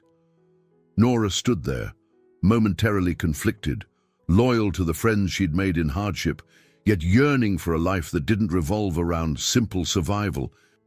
William approached, placing a gentle hand on her back. You okay? He asked softly. She took in a ragged breath. I think so. He's worried he's losing me, but he also wants me to have this chance. She glanced at William, her eyes shimmering with gratitude. I didn't realize how much I needed to know that the people who care about me will stick around, even if I'm changing. William's expression was warm, laced with understanding. You're allowed to grow without abandoning them, he said. I think Henry knows that now. Nora nodded. With her heart still racing from the tumultuous evening, she recognized that her path forward would be paved with transitions, some painful, some hopeful, but after everything she'd faced that night, one thing was certain. She was ready to keep walking, no matter how uncertain the road ahead. The city lights blurred through the car windows as William and Nora left the hotel behind. Outside, the bustle of nighttime Boston seemed a world away from the formal engagement dinner they had just endured. Nora felt emotionally drained, exhausted from guarding herself against constant scrutiny. She glanced at William, noticing how his grip on the steering wheel tightened every time they passed a particularly bright street lamp. Are you okay? She asked softly, breaking the silence. He exhaled, a slight smile appearing at the corners of his mouth. I'm better now that we're out of there. How about you? Nora attempted a faint laugh. It was rough, but I survived. Thank you for having my back. William reached over and gave her hand a gentle squeeze. Always. They traveled in comfortable quiet for a few more blocks until William spoke again. You hungry? I could use something less pretentious than fancy hors d'oeuvres right now. Nora nodded eagerly, realizing she hadn't eaten much at the dinner, too nervous to enjoy the tiny delicacies. Something simple sounds perfect, she agreed. A few minutes later, William pulled into the parking lot of a small, neon-lit diner with a retro facade. The sign overhead flickered, spelling out Rosie's Diner in bright pink letters. The place looked unassuming but welcoming, a stark contrast to the luxurious ballroom they had left behind. Inside, the booth seats were upholstered in worn red vinyl, and the walls were adorned with pictures of baseball teams and old movie posters. A waitress, with a tired but friendly smile, nodded them to a corner booth. The scent of frying bacon and brewed coffee enveloped them like a warm blanket. They slid in across from each other. Nora shrugged off the weight of the evening, exhaling as if the act could dispel every judgmental stare she'd faced. William picked up a laminated menu. Let's see, he said, scanning the page. "I'm thinking a cheeseburger and fries. You?" She grinned, her appetite returning. "That sounds amazing. And maybe a chocolate milkshake too." They placed their orders, then settled into a companionable silence. Over the hum of quiet conversation from other diners, William finally spoke, his voice gentle. "I'm sorry I brought you into that situation. Charlotte had no right." Nora cut him off, placing her hand lightly on his. "You don't have to keep apologizing," she said. "I chose to be there, and even though it was tough, I learned something about myself tonight." She looked up, meeting his eyes. "I'm stronger than I thought." William's gaze held a mix of admiration and tenderness. "You are," he said. "You really are." Their food arrived soon after, and they traded the tension of the gala for the casual comfort of greasy diner fare. Nora took a bite of her burger, savoring the flavor. She realized with quiet gratitude that this meal felt more honest and filling than any fancy appetizer she'd sampled earlier. Halfway through her milkshake, she noticed William watching her with an intensity that made her heart flutter. There was a vulnerability in his eyes she hadn't seen before. He set down his cup of coffee and reached across the table, brushing his fingertips over hers. "Nora," he began, voice unsteady, "I don't want to overstep, but—" She felt her breath catch in her throat. "No, it's okay," she whispered. The diner around them seemed to fade, leaving only the soft glow of neon lights reflecting in his eyes. Slowly, William rose from his side of the booth and slid in next to her. She turned toward him, her pulse thudding in her ears. In that moment, all the tension, fear, and hope collided. Without a word, he leaned in, pressing his lips to hers in a gentle, lingering kiss. Time seemed to still. The quiet clink of dishes and subdued chatter of other patrons melted into the background. When they finally pulled back, Nora felt warmth bloom through her entire body. She looked at William, seeing in his expression the same mixture of awe and relief that coursed through her veins. They shared a soft laugh, cheeks flushed. Everything felt surreal, as if they'd stepped into a peaceful pocket of existence. The chaos of high society drama was miles away now. Here, in this simple diner with ketchup bottles on the table and neon signs humming overhead, they found a genuine moment of intimacy that made all the struggles of the night worthwhile. Nora awoke the following morning in a small guest room at William's mansion, her mind still buzzing with thoughts of the night before. She'd never been one to dwell on romantic moments. Her life on the streets had taught her not to cling to dreams. Yet the simple memory of that kiss left her both excited and uneasy, as though she'd stumbled onto something fragile and precious. She dressed and made her way to the kitchen, where the comforting aroma of fresh coffee greeted her. Grace was already bustling about, humming softly as she flipped pancakes on a griddle. The chef glanced over her shoulder and smiled. "Morning, hun. Sleep okay?" Nora nodded, sliding onto a stool at the kitchen island. "Better than I have in ages," she admitted, still feeling the afterglow of last night's warmth. Grace poured her a mug of coffee and set a plate of pancakes in front of her. "Good," she said, matter-of-factly. "You deserve a little peace after that dinner fiasco." Her tone sharpened slightly. What Charlotte pulled was out of line, even for that crowd. Nora fiddled with her fork, remembering the stares and whispers. "It was tough," she agreed quietly. "But I feel like I got through it, you know. I didn't run." Grace squeezed her shoulder. "Standing up in that room took courage. And from what Tony and I saw, you got some folks questioning their own behavior." Before Nora could respond, William entered the kitchen, rolling up the sleeves of his dress shirt. He offered her a gentle smile, then turned to Grace. "Any chance I can steal a cup of that coffee?" "Already poured, mister." "Louis," Grace teased, reaching for a second mug. "Grab it yourself, my hands are full of pancake batter." He chuckled, took the mug, and then paused beside Nora. "How are you feeling?" he asked softly. She took in a breath, turning to meet his eyes. "Good," she said, her voice unwavering, nervous about what comes next, but good. William nodded, understanding layered in his gaze. "Me too," he admitted. "There might be repercussions from last night. Charlotte's circle can be relentless, but we'll handle it together." Grace shot them a knowing look.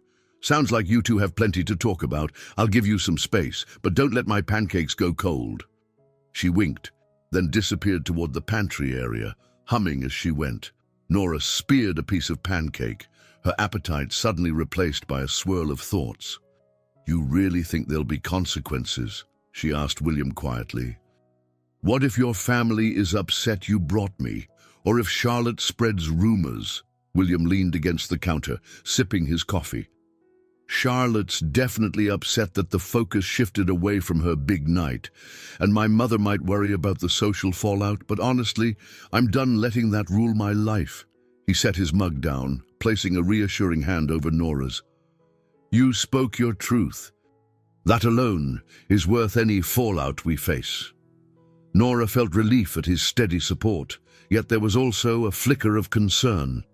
She remembered Henry's warning that wealthy people could be fickle. How long would William's conviction hold if the pressure mounted? Their quiet conversation was interrupted by the chirping of William's cell phone.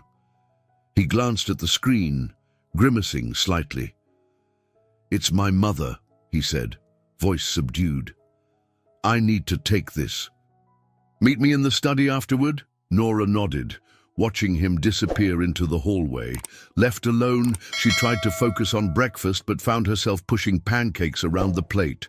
Her emotions had soared so high the previous night: joy, affection, triumph, and now the weight of reality pressed in again. Still, Harriet's voice echoed in her mind. The truth has a power of its own. Gathering her resolve, Nora finished her meal. If she was to carve out a new path, she would have to face any consequences head-on. The question wasn't whether challenges would arise, but how she would handle them when they did. And for the first time in a long while, she felt ready to stand her ground, especially with William by her side. That afternoon, Nora stood outside a grey office building on the outskirts of Boston, her heart fluttering with a mix of nerves and anticipation. She'd ridden the city bus here by herself, determined not to rely on William for every little thing.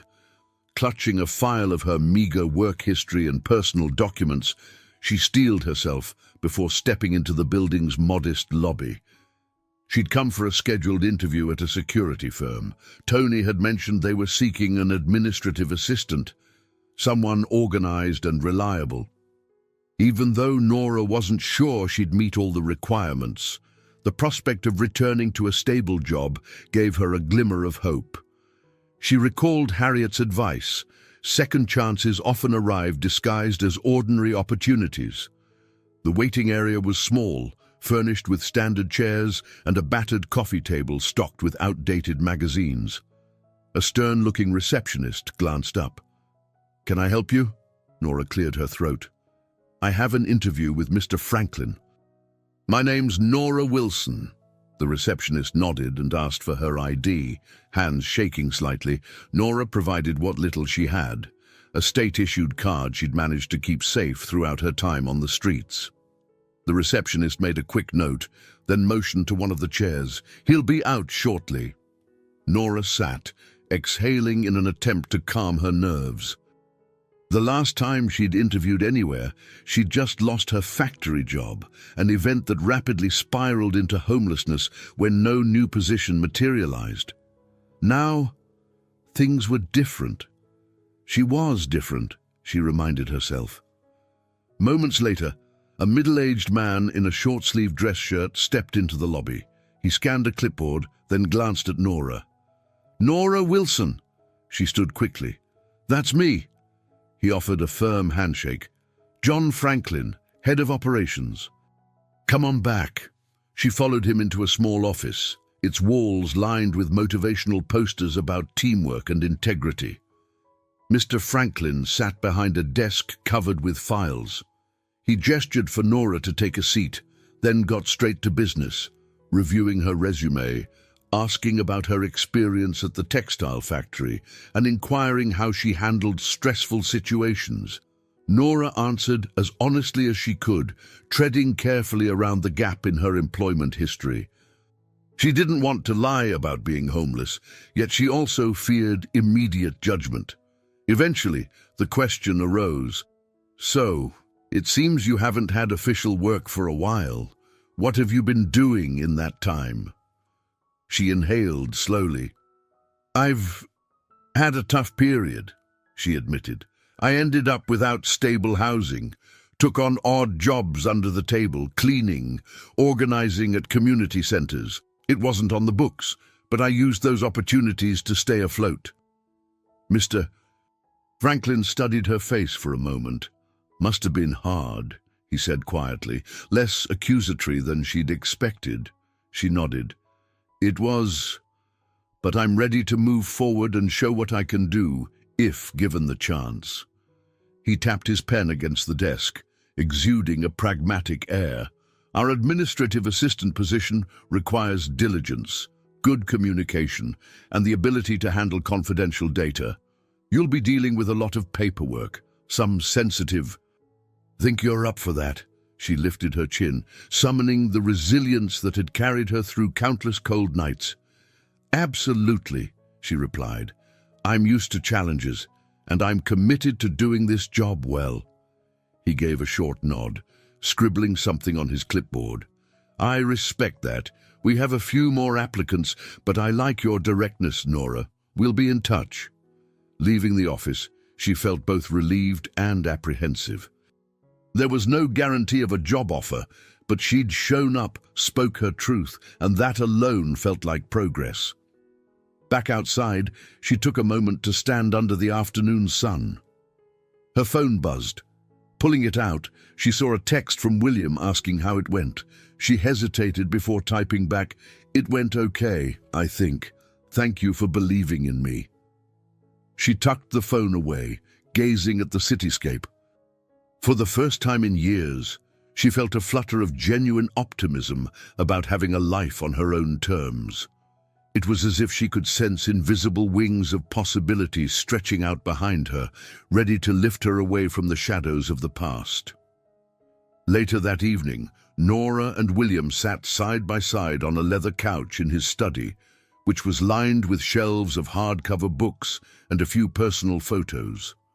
A soft lamp illuminated the space, casting cozy shadows on the warm mahogany paneling. They had gathered there to talk strategy, or more accurately, to figure out how to handle the ripple effects of the engagement dinner. William handed Nora a cup of herbal tea, then took a seat facing her. "So," he began, "my mother wants to talk. She's apparently concerned about the gossip swirling around Charlotte's event."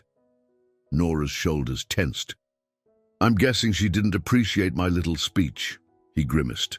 "Not so much about the speech itself. She's more worried about how Charlotte's family might react. My mother's name still carries weight in those social circles, and a public scene doesn't bode well in her eyes."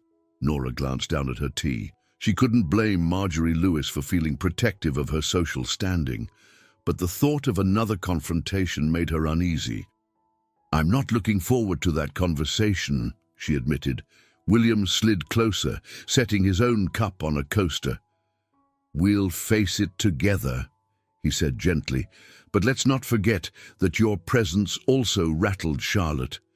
She sent me a text claiming the dinner ended up being about pity for a stranger instead of her engagement." A flicker of anger passed through his expression. "I'm sorry if this stirs up more drama." Nora appreciated the way he included her in these discussions instead of shielding her from them. "Maybe it's time for me to talk directly with your mother," she suggested, though her heart fluttered nervously. If she's worried I'm just some gold-digging outsider, I can show her who I really am." William nodded, admiration evident in his eyes. "Are you sure you want to do that?" She inhaled slowly. "Not entirely. But avoiding her won't fix anything. If we're together," she continued, stumbling slightly on the word, "we need to address her concerns." He reached for her hand and gave it a gentle squeeze. "All right, let's arrange a meeting at a neutral spot. Maybe a quiet cafe, somewhere she can't put on airs and we won't feel out of place." Nora couldn't help a wry grin. "That's a good idea." She might be less likely to stage a grand entrance. They spent the next few minutes discussing logistics, when and where, who else might show up. Charlotte's name floated around as a potential wild card, but William suspected she'd be too busy flaunting her upcoming wedding to bother. Nonetheless, the possibility lingered, making Nora's stomach twist with apprehension. As the conversation wound down, Nora leaned back against the couch cushions, her gaze drifting to a photo on the nearby shelf. It showed a younger William standing with his parents, all smiling on what appeared to be a college graduation day. William followed her gaze and sighed softly. "She means well, in her own way," he said of his mother. "But she's from an older generation, one that measures success and respectability by how you appear to society. She doesn't see that the world has changed." Nora nodded, empathizing even as she braced herself. "I guess I'll have to prove that some values are bigger than appearances. Though, I won't lie, I'm scared she'll never accept me." William slipped an arm around her shoulders. "Acceptance is her choice," he said firmly, "but how we handle ourselves, that's ours. We'll do it together." For a moment, they fell silent, the weight of past traumas and future hurdles settling between them. Yet Nora felt a spark of determination. The engagement dinner had been a trial by fire, and she had emerged stronger than before. This next test, a talk with William's mother, might be the catalyst that either cements their bond or fractures it. Finally, she broke the stillness, her voice steady. "If there's one thing I've learned these past few weeks, it's that I can't keep running from confrontations. I'll meet your mother, face her questions, and I'll stand my ground." William pressed a light kiss to her temple. "And I'll stand right beside you," he murmured, a promise woven into every syllable. Together, they prepared for whatever lay ahead, ready, at least in heart, to defend the fragile but growing love that bound them. A brisk wind rustled the remaining autumn leaves as Nora pushed open the glass door of a small cafe in Cambridge. The place had an air of understated charm, exposed brick walls, wooden tables, and the aroma of freshly brewed coffee. She clutched her coat around her, spotting William seated at a back table, quietly stirring sugar into his mug. Beside him sat Marjorie Lewis, posture prim and shoulders pulled back. Heart thumping, Nora approached. William stood immediately, giving her a supportive nod, while Marjorie rose with slow elegance. The older woman's attire was immaculate, a tailored wool coat over a pencil skirt. She looked every bit the figure of refined Boston society. Marjorie extended a polite hand. "Nora, thank you for meeting me." Her voice was cool, but not overtly hostile. Nora shook her hand gently. "Thank you for inviting me," she replied, forcing a calm smile. They all sat, a nervous hush settling around the table. William motioned to a menu. "The cappuccinos here are quite good," he offered, trying to ease the tension. Marjorie folded her hands, ignoring the menu. "I want to start by saying I was surprised to see you at the dinner," she began, her eyes drifting to Nora. "Not because I believe you undeserving of an invitation, but because William typically avoids such gatherings altogether since his breakup with Charlotte." Nora swallowed, recalling how William had actually dreaded the event. "He asked me to come." He felt it would be easier with someone in his corner. Marjorie's gaze flicked to her son. Yes, so he's told me. What concerned me was the manner in which the evening ended. There was quite a bit of attention drawn to you. Nora braced herself, summoning the self-possession that had carried her through the hardest times. I didn't mean to create a spectacle. I only spoke up when Charlotte made remarks that felt personal. Marjorie pursed her lips. Charlotte is known for her strong opinions, she conceded, casting a tight look at William. But I worry about the impact on William's reputation. We live in a world where perceptions matter. Before Nora could respond, William intervened, his voice steady. Mother, I know how important social standing is to you, but I'm not living my life to satisfy those expectations anymore. Nora was treated poorly, and she defended herself. I stand by that. Marjorie exhaled, turning her attention fully to Nora. I'm not here to insult you, my dear, but you must realize the difference in your backgrounds is significant. William has built a successful business. He has responsibilities and connections. People scrutinize every step he takes. Nora's heart pounded. She remembered Harriet's gentle encouragement. Honesty is the best defense. Meeting Marjorie's gaze, she spoke quietly. I understand your concerns. I know I don't come from the same world. I've been homeless, living day to day, but my past doesn't define my entire future. I'm working to stand on my own feet. And William, he respects me for who I am, not for what I own. Marjorie remained silent for a moment, her expression unreadable. Then she reached for the coffee cup in front of her, as though stalling for time. The hush grew thick with anticipation. Finally, she set the cup down. I appreciate your candor. I can see you have courage, which is not a quality many in my circle possess. And as I said, I'm not heartless. But I want to be certain this relationship isn't driven by unrealistic hopes or fleeting sympathy. Nora steadied her voice, leaning forward. I don't want William's money or to become some sort of social climber. I want a real connection with mutual respect and support. And I'm willing to work hard for my own security. Marjorie's eyes flicked to William, who nodded in earnest agreement. A hint of resignation softened her features. I can see he cares deeply for you, she admitted, her voice quieter now. And I've always wanted my son to find someone he can be himself with. Perhaps, she paused, as if not entirely sure how to phrase her next words.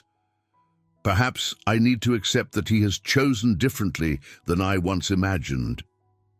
Relief trickled through Nora, though she wasn't about to assume full approval. Marjorie's acceptance felt more cautious than enthusiastic. Yet it was a step in the right direction. I know this will take time, Nora said gently, and I won't pretend the transition will be smooth, but I promise you, I'm not here to cause harm or embarrassment. I'm here because William is important to me, and I want to build a life with integrity, no matter what anyone says.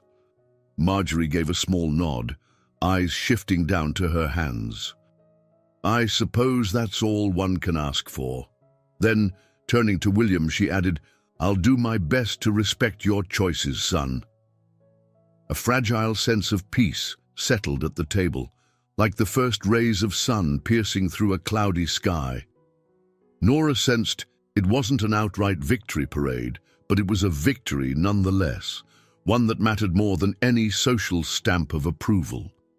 In that moment, she felt a renewed certainty that with honesty, patience, and steadfast love, she and William could continue forging a path forward, unburdened by the weight of others' expectations. Nora stood in the doorway of her modest new apartment, eyes brimming with both astonishment and pride. The living space, though small, felt grand compared to the outdoor corners and shelter beds she'd relied on in the past. A second-hand couch took up much of the living room, and the kitchenette was equipped with just enough dishes and pans to get by. She'd been able to pay the security deposit with a combination of saved tips from odd cleaning jobs and a small loan from a local community fund, one Harriet had recommended. Sunlight filtered through the single window, highlighting the plain off-white walls and a battered coffee table. It wasn't fancy, but it was hers. She could already envision simple curtains, maybe a framed picture or two to brighten the space. The thought made her chest tighten with gratitude. Her hands drifted to the keys in her coat pocket, a powerful symbol of how far she'd come.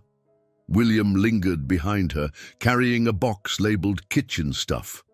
He set it down gently near the small dining nook, glancing around with an approving nod. "It's cozy," he said softly, careful not to overshadow her excitement. She turned to look at him, a shy smile playing on her lips. "It really is, and I can afford it on my own. That means a lot." He reached out, brushing a light touch across her cheek. "I'm proud of you." The simple sincerity in his voice made her heart flutter. Over the past few weeks, their relationship had grown more stable, supported by the tentative acceptance, or at least tolerance, of William's mother. The fallout from Charlotte's engagement dinner had mostly subsided. There were still occasional whispers and pointed questions, but people's attention had drifted to the next social event. Marjorie had even visited Nora's new place once, though she'd left with pursed lips and only a brief word of approval. It was a start, and Nora took what she could get. Still, moving into a new home brought its own challenges.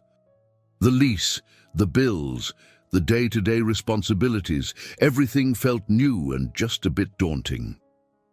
A flicker of anxiety rose as she thought about her job prospects.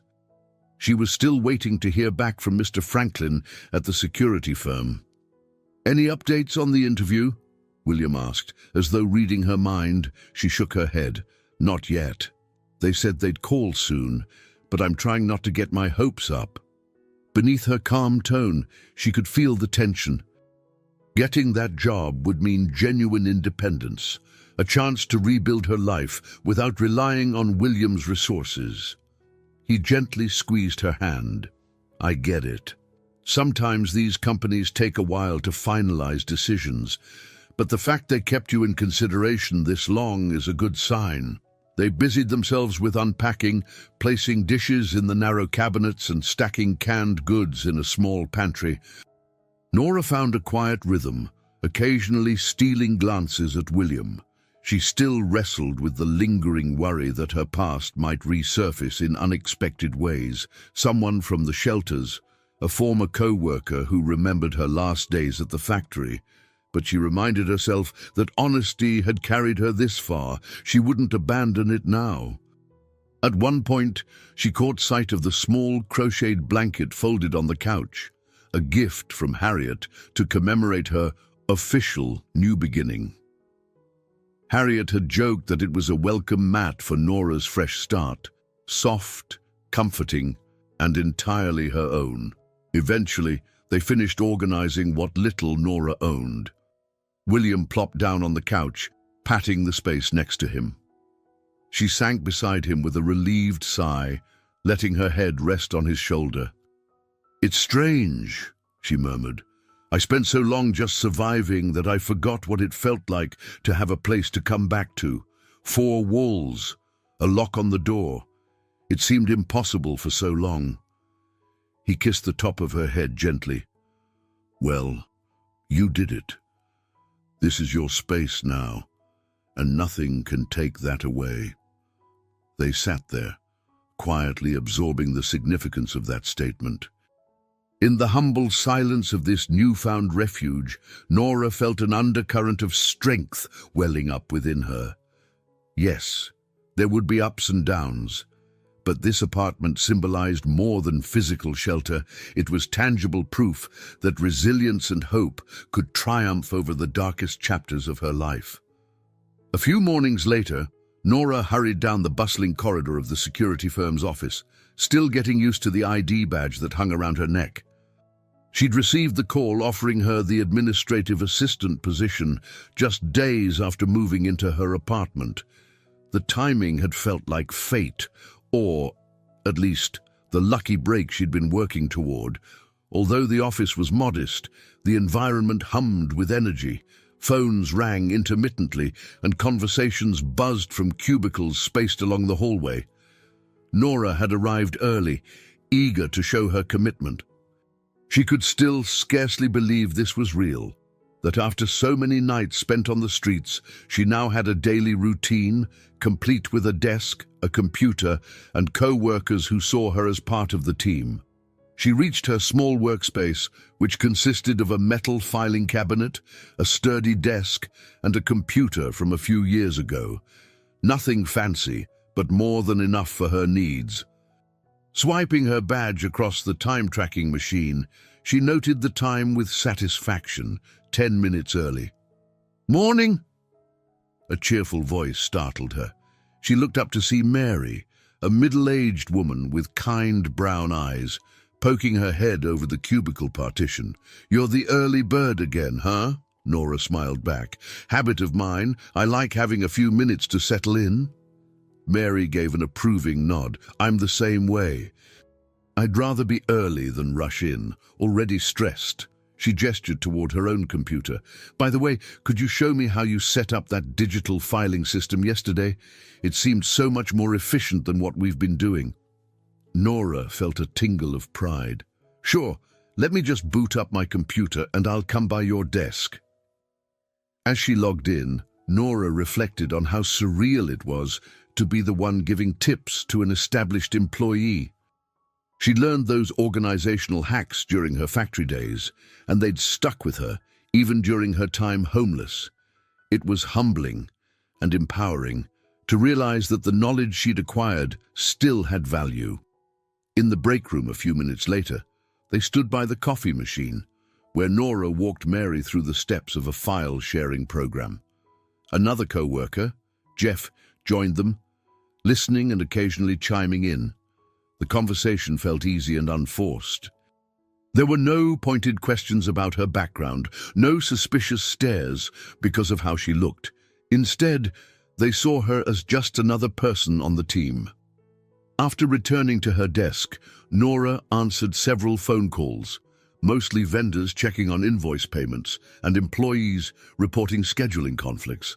She relished the sense of purpose each task brought. Every form she filled out, every email she sent, reminded her that she was contributing to something beyond survival. Around lunchtime, William texted to ask how her day was going. "Busy, but great." She typed back, "Might stay a bit late to finish a report." She smiled at the immediate ping of his reply. "Proud of you. Don't overwork yourself. We can grab dinner." The warmth in her chest spread. It was a simple message, yet it symbolized an everyday normalcy she'd craved for so long. As the afternoon wore on, a handful of employees drifted by to say hello or inquire about a process. Mary returned, holding a file. "Hey, could you give me a hand logging these documents?" she asked. "I'm so used to the paper method. I'm worried about messing up the digital records." Nora nodded readily. "Of course." They spent a solid half-hour at Mary's station, inputting data and scanning forms. By the time they finished, Mary turned to Nora with a grateful smile. "I'm so glad you're here," she said softly, her eyes shining.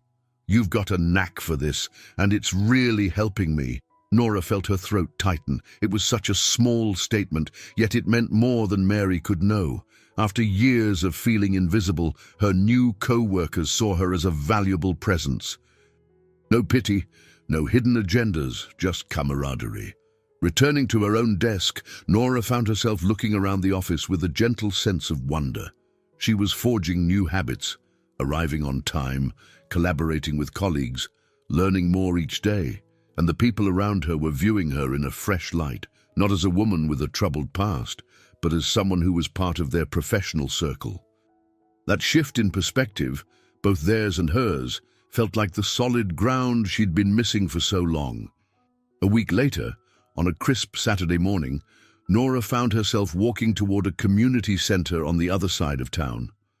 She'd volunteered to help Harriet with a local fundraiser aimed at supporting people experiencing homelessness.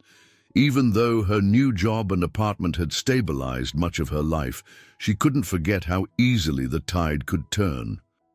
She clutched a small folder that contained pamphlets explaining various programs, job training initiatives, temporary housing subsidies, addiction recovery resources.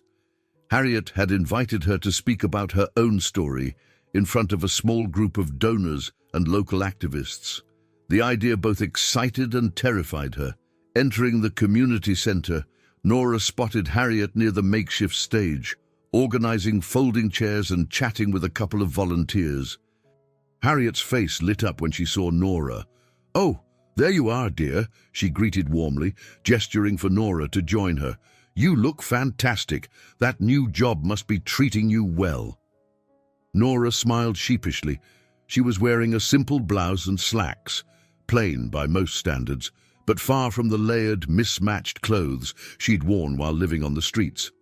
"It's going really well," she said, her voice tinged with gratitude. "Thanks for recommending the center to me in the first place. I'm sure your reference didn't hurt my chances with Mr. Franklin." Harriet just gave a modest shrug.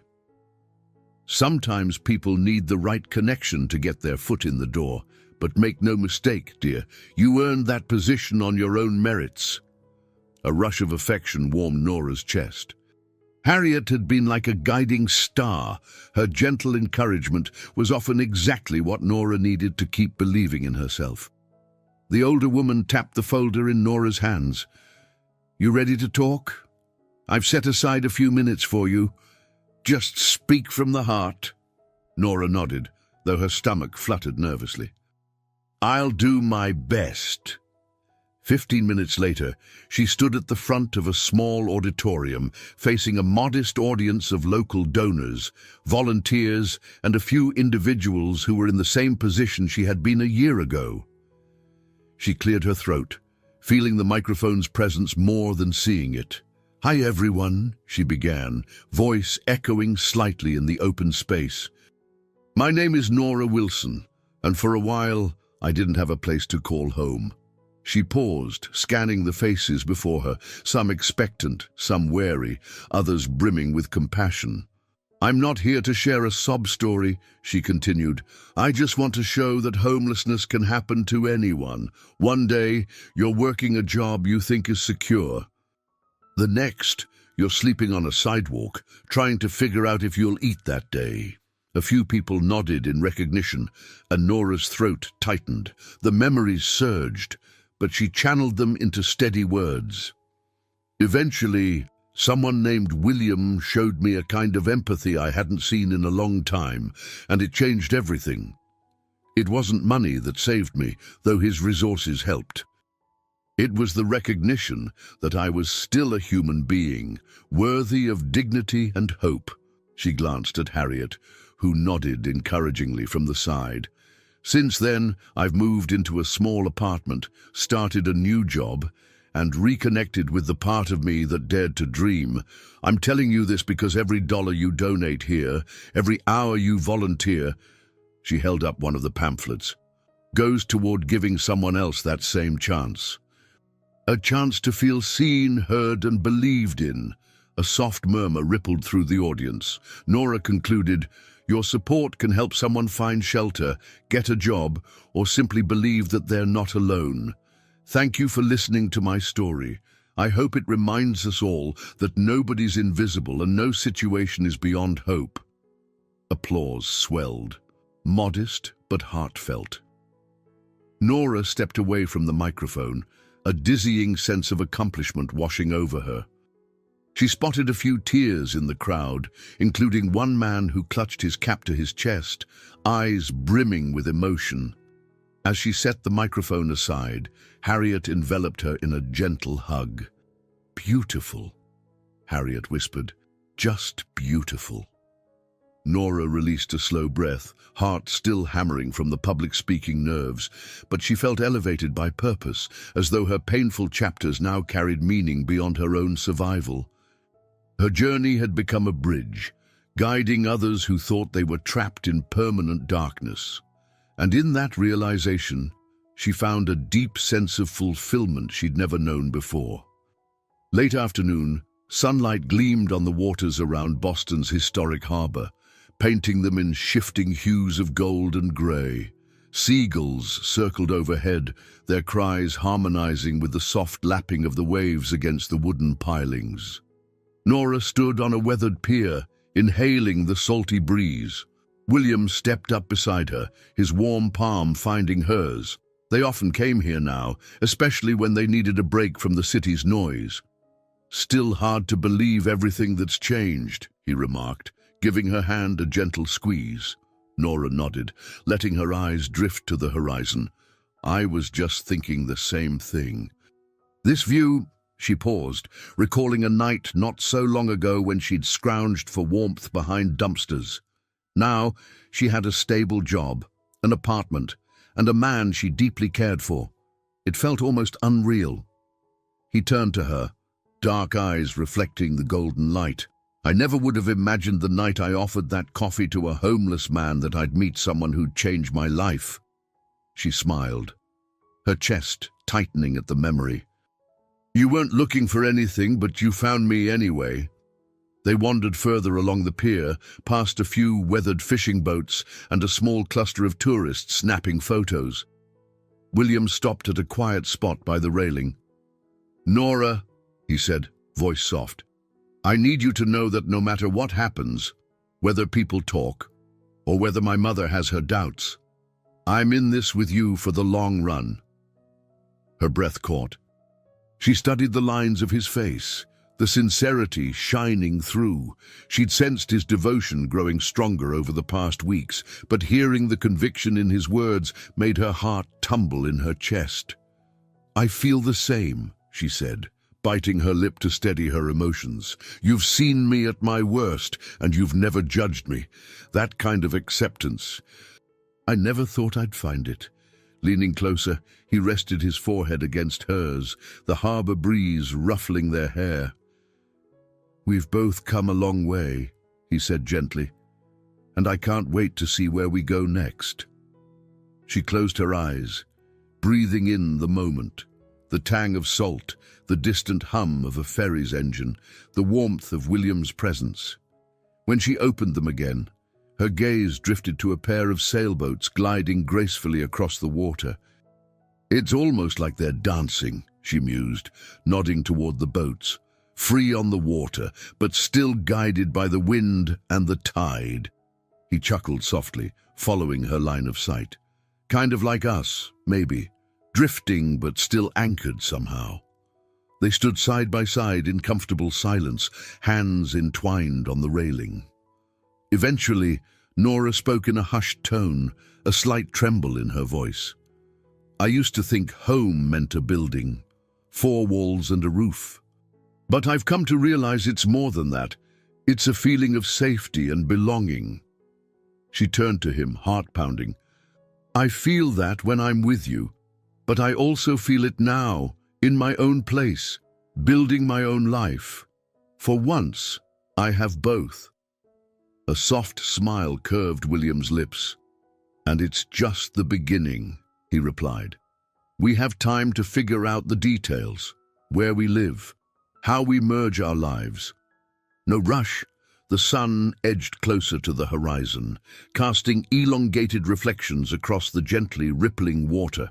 A serene hush enveloped the pier, broken only by the occasional squawk of a seagull. Nora shifted her stance so she could face him fully. "We've already weathered so much, scrutiny, doubt, my own fears, but you never gave up on me, and I never gave up on myself." He cupped her cheek, tenderness shining in his eyes. "I'm grateful you took that leap of faith. Look at everything we've built, Everything we will build. She leaned in, pressing her lips against his in a soft, lingering kiss that carried the weight of every tear shed, every triumph won, every bond strengthened. When they parted, her eyes glistened with emotion. No grand gestures, no lavish promises, just the quiet, unwavering truth that they belonged together, bolstered by respect, empathy, and a shared courage that would guide them forward. The sun dipped lower, painting the sky in shades of pink and orange. Nora rested her head on William's shoulder, feeling a deep peace settle in. After a lifetime of longing for acceptance and stability, she had found both within herself and in the arms of someone who loved her for who she was. And in that gentle, golden twilight, she knew without a doubt that she was finally, truly home. I hope you enjoyed today's story. Subscribe to the channel so you don't miss more stories like this. Leave a like and comment below what you thought of the story. See you in the next video.